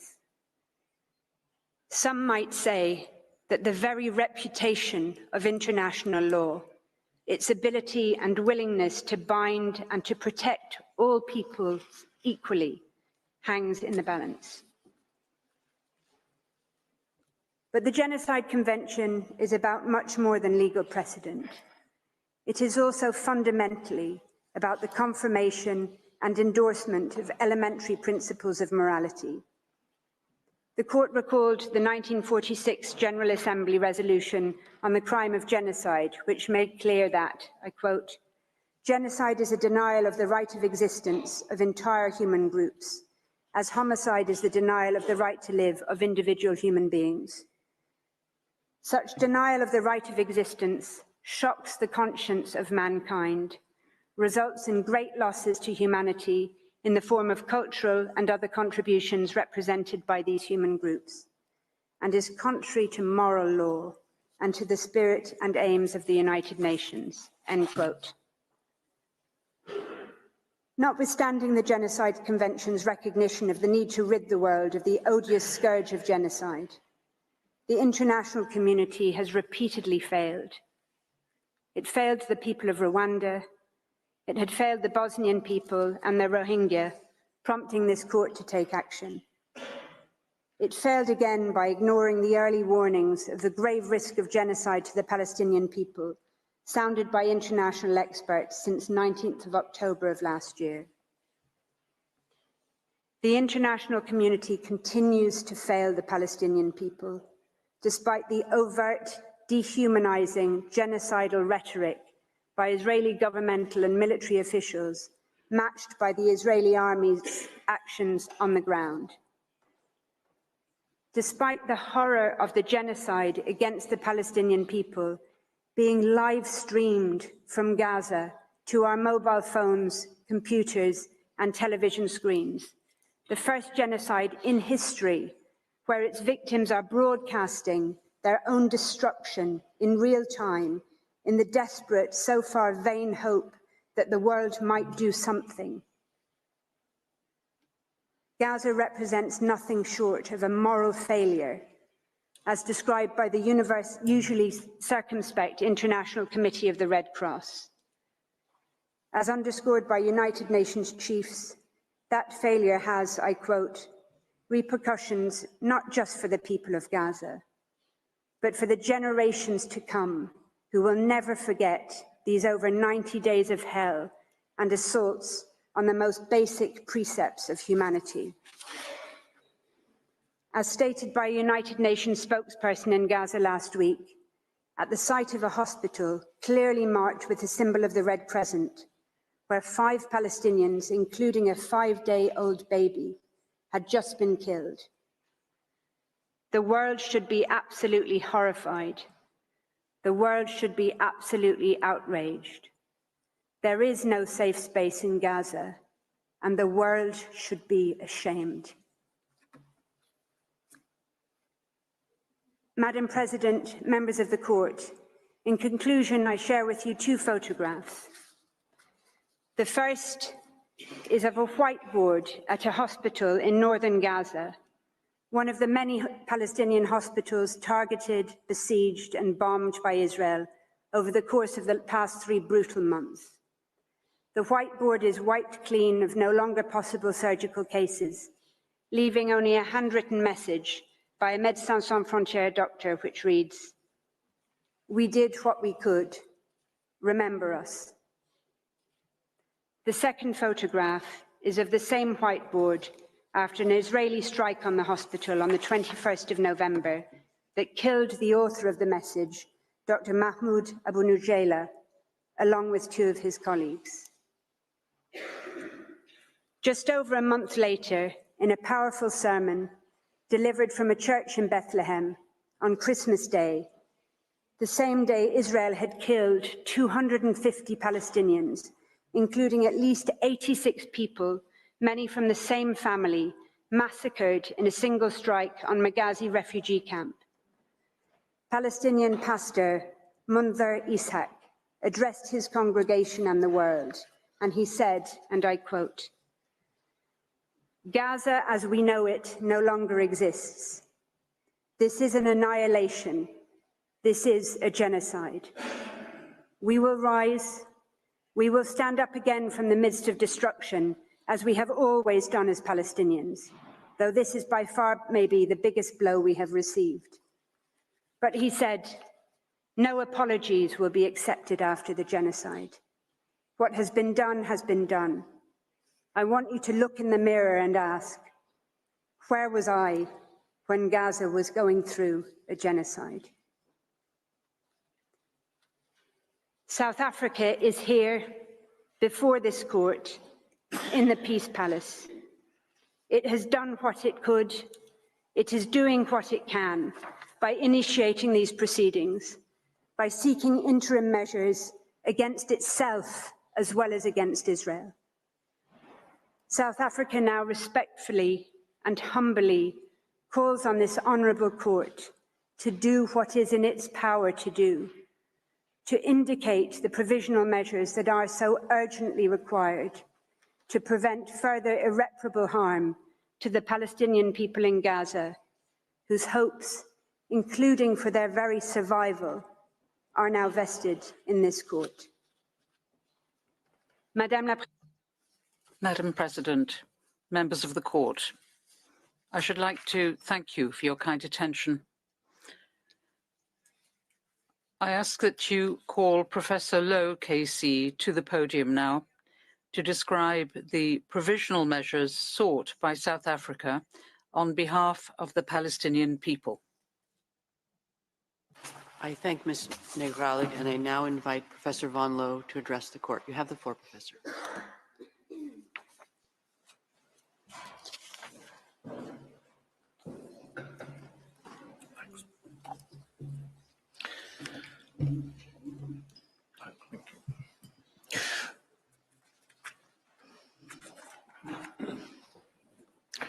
Madam President, members of the court, it's a privilege to appear before you and an honour to do so on behalf of the Republic of South Africa. This case is brought under Article 9 of the Genocide Convention, which entitles any contracting party to the convention to submit to the court disputes relating to the interpretation, application, or fulfilment of the convention. The court does not at this stage have to determine whether or not Israel has or has not acted contrary to its obligations under the Genocide Convention. That can only be done at the merits stage. It's concerned now only with the question of what provisional measures are required pending the court's final decision on the merits. The court's jurisprudence points to 5 requirements for the ordering of provisional measures. The first is that there should be prima facie jurisdiction, and that was addressed by Professor Dugard. The second is that there should be a link between the measures requested and the rights underlying the main claim. This requirement is plainly satisfied. The measures request an order that Israel does not violate the very rights secured by the Genocide Convention as set out in South Africa's application. The third is the plausibility of the rights that are claimed. Professor du Plessis explained that this is clearly satisfied. The rights claimed are the very core of the convention, notably the right not to be killed or seriously harmed, and the right of the group not to be physically destroyed. Fourth and fifth, there must be a risk of irreparable prejudice capable of arising prior to the final determination of the dispute, and there must be urgency. Ms. Negralik addressed those points. Israel has, for over 3 months, been mounting a continuous siege and bombardment of Gaza of a ferocity and duration that can only be seen as an attempt to destroy Gaza and its citizens. And it is publicly asserting that it will continue to do so. You are aware of the scale of the death and the scale of the destruction, and it is continuing at this very minute. The court has said that, quote, a state's obligation to prevent genocide and the corresponding duty to act arise at the instant that the state learns of, or should normally have learned of, the existence of a serious risk that genocide will be committed. From that moment onwards, if a state has available to it means likely to have a deterrent effect on those suspected of preparing genocide or reasonably suspected of harboring specific intent, it is under a duty to make such use of those means as the circumstances permit, end quote. And that is what South Africa has done by making this application. In cases such as La Grande, Avena, Jadav, this court has exercised its power to order provisional measures, having regard to the impact not only of provisional measures on the state's parties to a case, but also to the impact on the individuals directly affected and their rights. It has issued orders to restrain states from killing individuals in a manner alleged to violate international law. And that is what South Africa is requesting, after more than 23,000 individuals have already been killed in the siege and bombardment of Gaza, the overwhelming majority of them innocent men, women, and children. The court also issues orders to safeguard the integrity of its proceedings and the efficacy of its final ruling. In the Bosnia genocide case, for example, you ordered that the parties, quote, not take any action and ensure that no action is taken which may aggravate or extend the existing dispute over the prevention or punishment of the crime of genocide, or render it more difficult of solution, end quote. Without such non-aggravation orders, there is a real risk that a respondent will rush to complete its unlawful conduct before the court's final ruling, thus rendering the ruling and the court an irrelevance.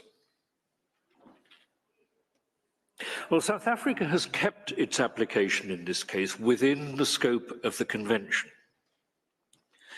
First, some will ask why South Africa does not seek any court order against Hamas.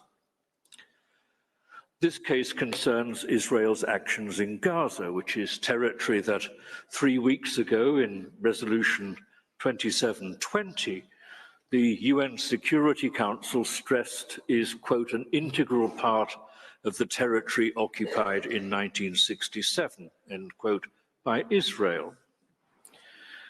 As the court will understand, Hamas is not a state and cannot be a party to the Genocide Convention and cannot be a party to these proceedings. There are other bodies and processes that can address the questions of steps to be taken in respect of past atrocities and against other actors. And they are no doubt considering what they should do. But as a matter of law, under the convention, South Africa cannot request an order from this court against Hamas. Secondly, South Africa understands that not all violence constitutes genocide. Acts of ethnic cleansing, collective punishment, the targeting of civilians, attacks on hospitals and other war crimes are all unlawful, but they do not always violate the Genocide Convention. Genocide requires an intent to destroy, in whole or in part, a national, ethnical, racial, or religious group. But the fact that what Israel is doing in Gaza may also constitute war crimes or crimes against humanity is no defense and no bar to a charge of genocide. South Africa has set out its request for relief in paragraph 111 of its application and its request for provisional measures in paragraph 144. The reasoning behind the request is pragmatic. The first two paragraphs of the provisional measures request call for the suspension of Israel's military operations in and against Gaza. Israel's continuing operation in Gaza since the 7th of October attack is the focus of this case. Minister Lamola has recalled the fact that South Africa has condemned the 7th of October attack. Israel says that Palestine and Palestinians are not its target, and that its aim is to destroy Hamas. But months of continuous bombing, flattening entire residential blocks, and cutting off food and water and electricity and communications to an entire population cannot credibly be argued to be a manhunt for members of Hamas. It is an indiscriminate attack, killing, maiming, and terrorizing the entire population of Gaza with no regard to questions of innocence or guilt, obliterating the homes and cities in which they live, and destroying any practical possibility of their return to make their homes amidst the rubble. Israel's actions both attack Palestinians in Gaza directly and also prevents humanitarian relief reaching them. Palestinians face death from continuing bombardments and shootings, and death from starvation and disease, which is even more indiscriminate, but usually slower. In recent days, the United States has said again that far too many civilians are being killed. And the UN Secretary General and the UN Undersecretary for Humanitarian Affairs and the Commissioner General of the UN Relief and Works Agency have asserted that it is imperative to halt military operations in order to enable the effective delivery of humanitarian relief. And that is why South Africa has requested an order for the immediate suspension of Israel's military operations in and against Gaza. It is the only way to secure the humanitarian response and avoid yet more unnecessary death and destruction. There is a point to emphasize. It's no use Israel saying that it does whatever it can to minimize the deaths of innocent men, women, and children. The use of 2,000-pound bunker-busting bombs and dumb bombs in residential areas and the relentless bombardment of Gaza, and even of so-called safe areas to which Palestinians have been directed by Israel, tell another story. But that is not the only point. It's not just a question of scale and of indiscriminate killing. It's also a question of intention.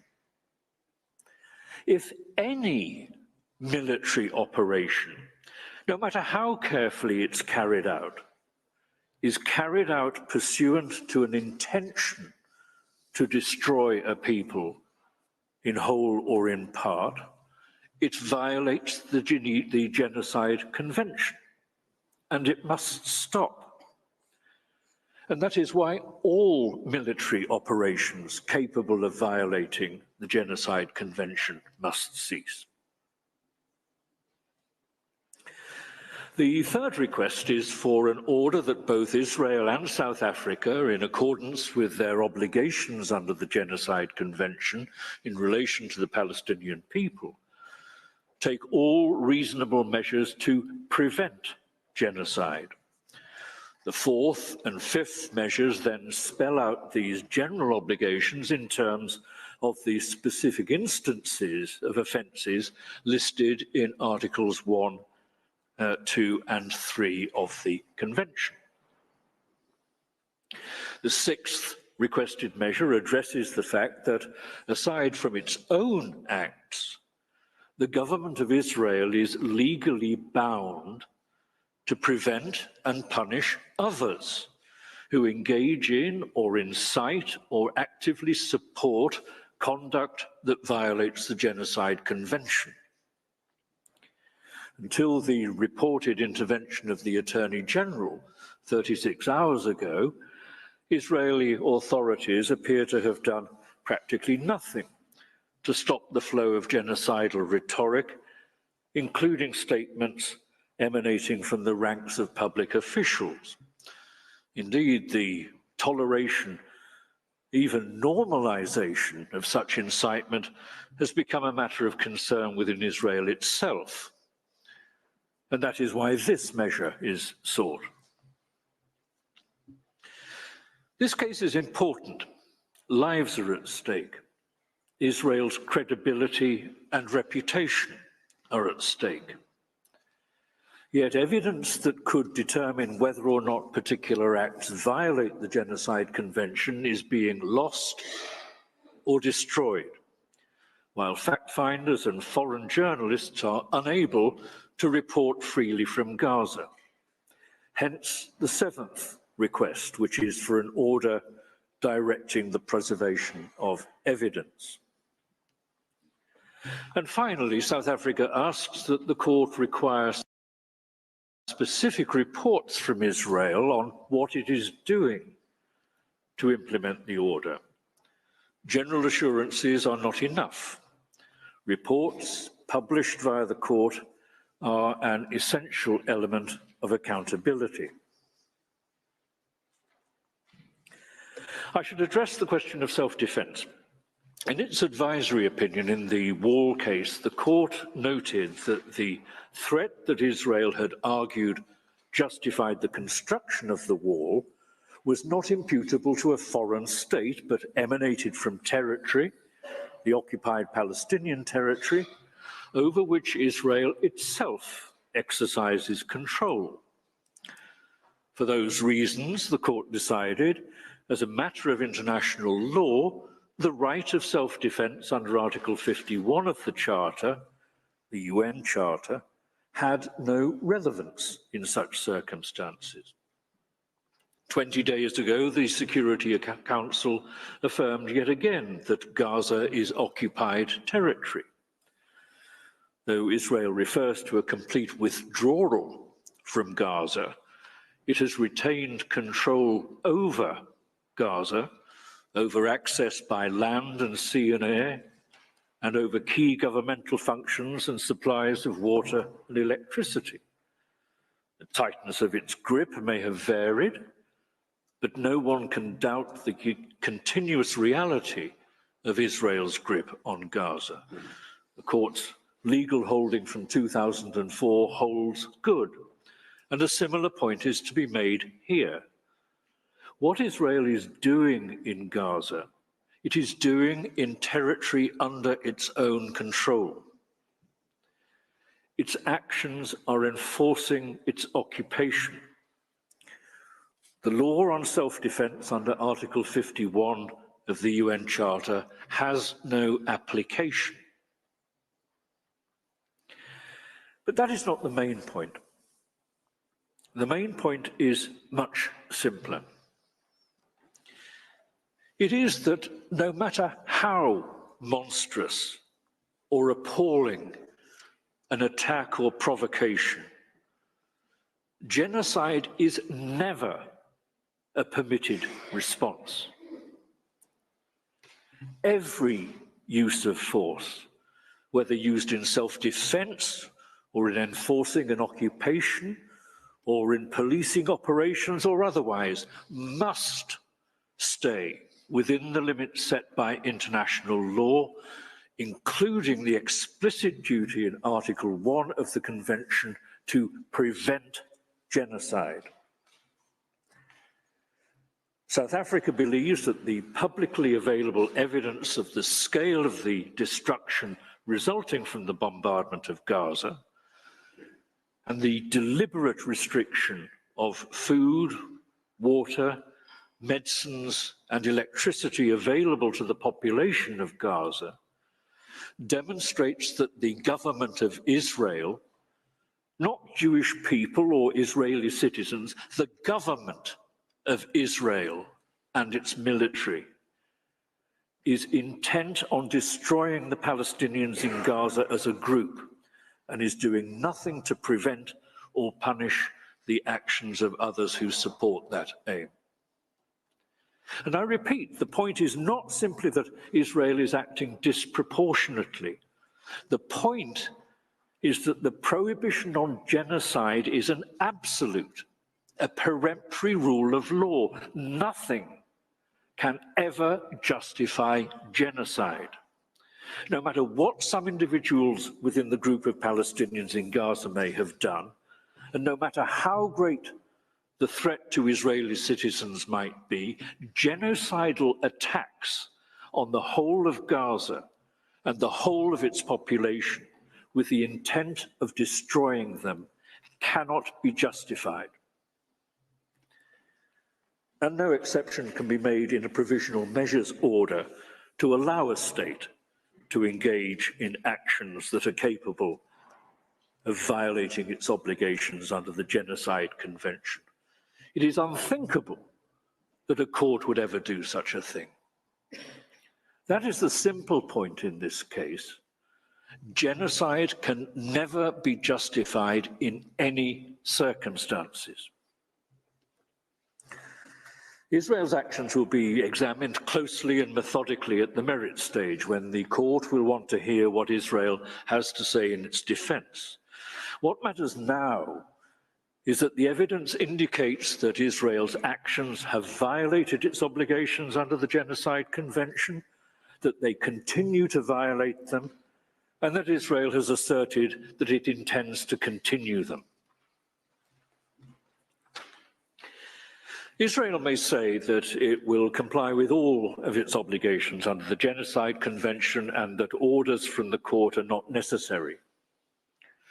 But in previous cases, the court has held that such unilateral statements do not remove the risk of irreparable prejudice or obviate the need for a court order. In this case, one reason for doubting the efficacy of any such unilateral undertaking is Israel's apparent inability to see that it has done anything wrong in grinding Gaza and its people into the dust. Another reason is that a departure from or reinterpretation of any unilateral undertaking by Israel may lead to consequences so appalling that the risk simply cannot be taken. But there is a third reason.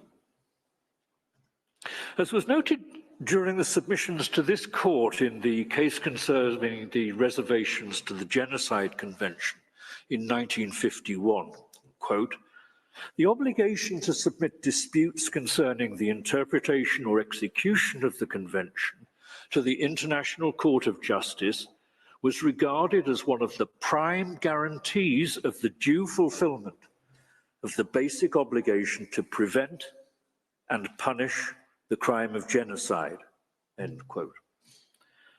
The role of the court, which unusually extends not only to the interpretation and application of the convention, but also to its fulfillment, is pivotal. In addition to their substantive obligations under the Convention, it is vitally important that states respect the court and their procedural obligations. This is not a moment for the court to sit back and be silent. It's necessary that it assert its authority and itself order compliance with the obligations under the Genocide Convention. Indeed, it's hard to think of a case in recent history which has been so important for the future of international law and of this court. Madam President, members of the court, that concludes my submission. I thank you for your attention, and unless I can help you further, I would ask that you call on South Africa's agent to read out the request for relief. I thank Professor Lowe, and I now invite the agent of South Africa, His Excellency, Mr. Vusumuzi Madonsela, to address the court. You have the floor, Excellency.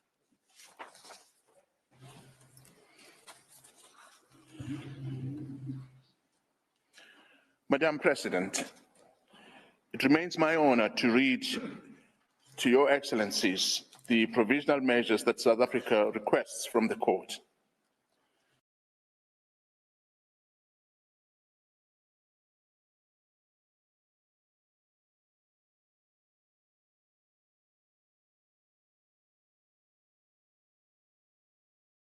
You have heard the reasons set out which justify the measures being sought.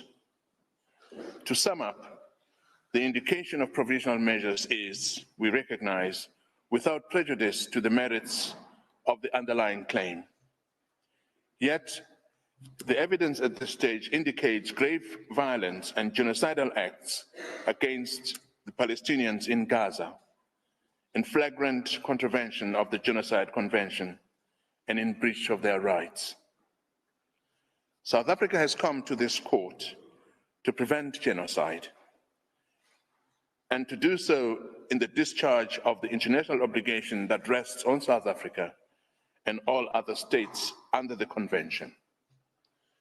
The consequences of not indicating clear and particularized specific provisional measures and not taking steps to intervene while Israel disregards its international obligations before our eyes would, we fear, be very grave indeed for the Palestinians in Gaza, who remain at real risk of further genocidal acts, for the integrity of the convention, for the rights of South Africa, and for the reputation of this court, which is equipped with and must exercise its powers to afford an effective realization of the rights under the convention.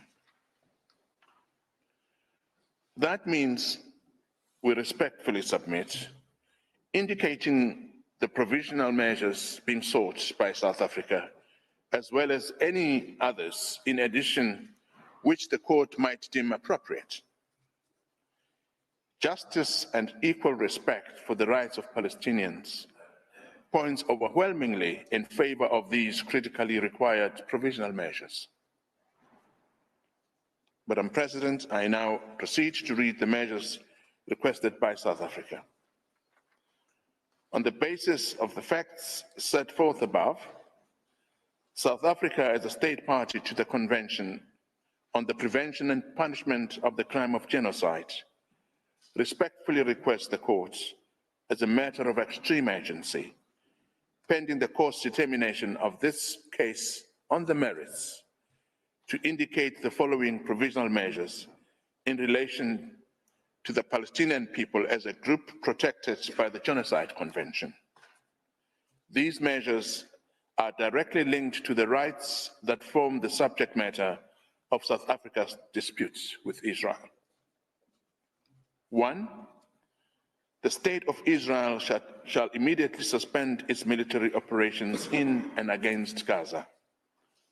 2, the state of Israel shall ensure that any military or irregular armed units which may be directed supported or influenced by it, as well as any organizations and persons which may be subject to its control, direction, or influence, take no steps in furtherance of the military operations referred to in point 1 above. 3, the Republic of South Africa and the State of Israel shall each, in accordance with their obligations under the Convention on the Prevention and Punishment of the Crime of Genocide, in relation to the Palestinian people, take all reasonable measures within their power to prevent genocide. 4, the State of Israel shall, in accordance with its obligations under the Convention on the Prevention and Punishment of the Crime of Genocide, in relation to the Palestinian people as a group protected by the Convention on the Prevention and Punishment of the Crime of Genocide, desists from the commission of any and all acts within the scope of Article 2 of the Convention. In particular, A, killing members of the group, B, causing serious bodily or mental harm to the members of the group, C, deliberately inflicting on the group conditions of life calculated to bring about its physical destruction in whole or in part, and D, imposing measures intended to prevent births within the group. 5, the State of Israel shall, pursuant to point 4, paragraph C above, in relation to Palestinians, desist from and take all measures within its power, including the rescinding of relevant orders, of restrictions and or prohibitions to prevent A, the expulsion and forced displacement from their homes, B, the deprivation of access to adequate food and water, access to humanitarian assistance, including access to adequate fuel, shelter, clothes, hygiene, and sanitation, the medical supplies and assistance, and C, the destruction of Palestinian life in Gaza. Number 6, the State of Israel shall, in relation to Palestinians, ensure that its military, as well as any irregular armed units or individuals which may be directed, supported, or otherwise influenced by it, and any organizations and persons which may be subject to its control, direction, or influence, do not commit any acts described in 4 and 5 above, or engage in direct and public incitement to commit genocide, conspiracy to commit genocide, attempt to commit genocide, or complicity in genocide. And insofar as they do engage therein, that steps are taken towards their punishment pursuant to Articles 1, 2, 3, and 4 of the Convention on the Prevention and Punishment of the Crime of Genocide.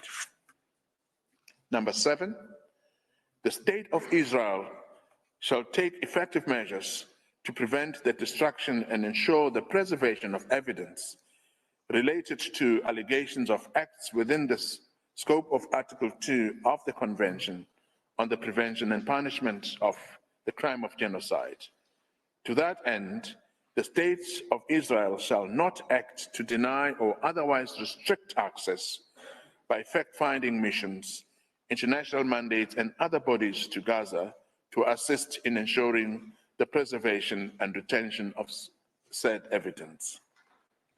Number 8, the State of Israel shall submit a report to the court on all measures taken to give effect to this order within 1 week, as from the date of this order, and thereafter at such regular intervals as the court shall order, until a final decision on the case is rendered by the court, and that such reports shall be published by the court, I beg your pardon.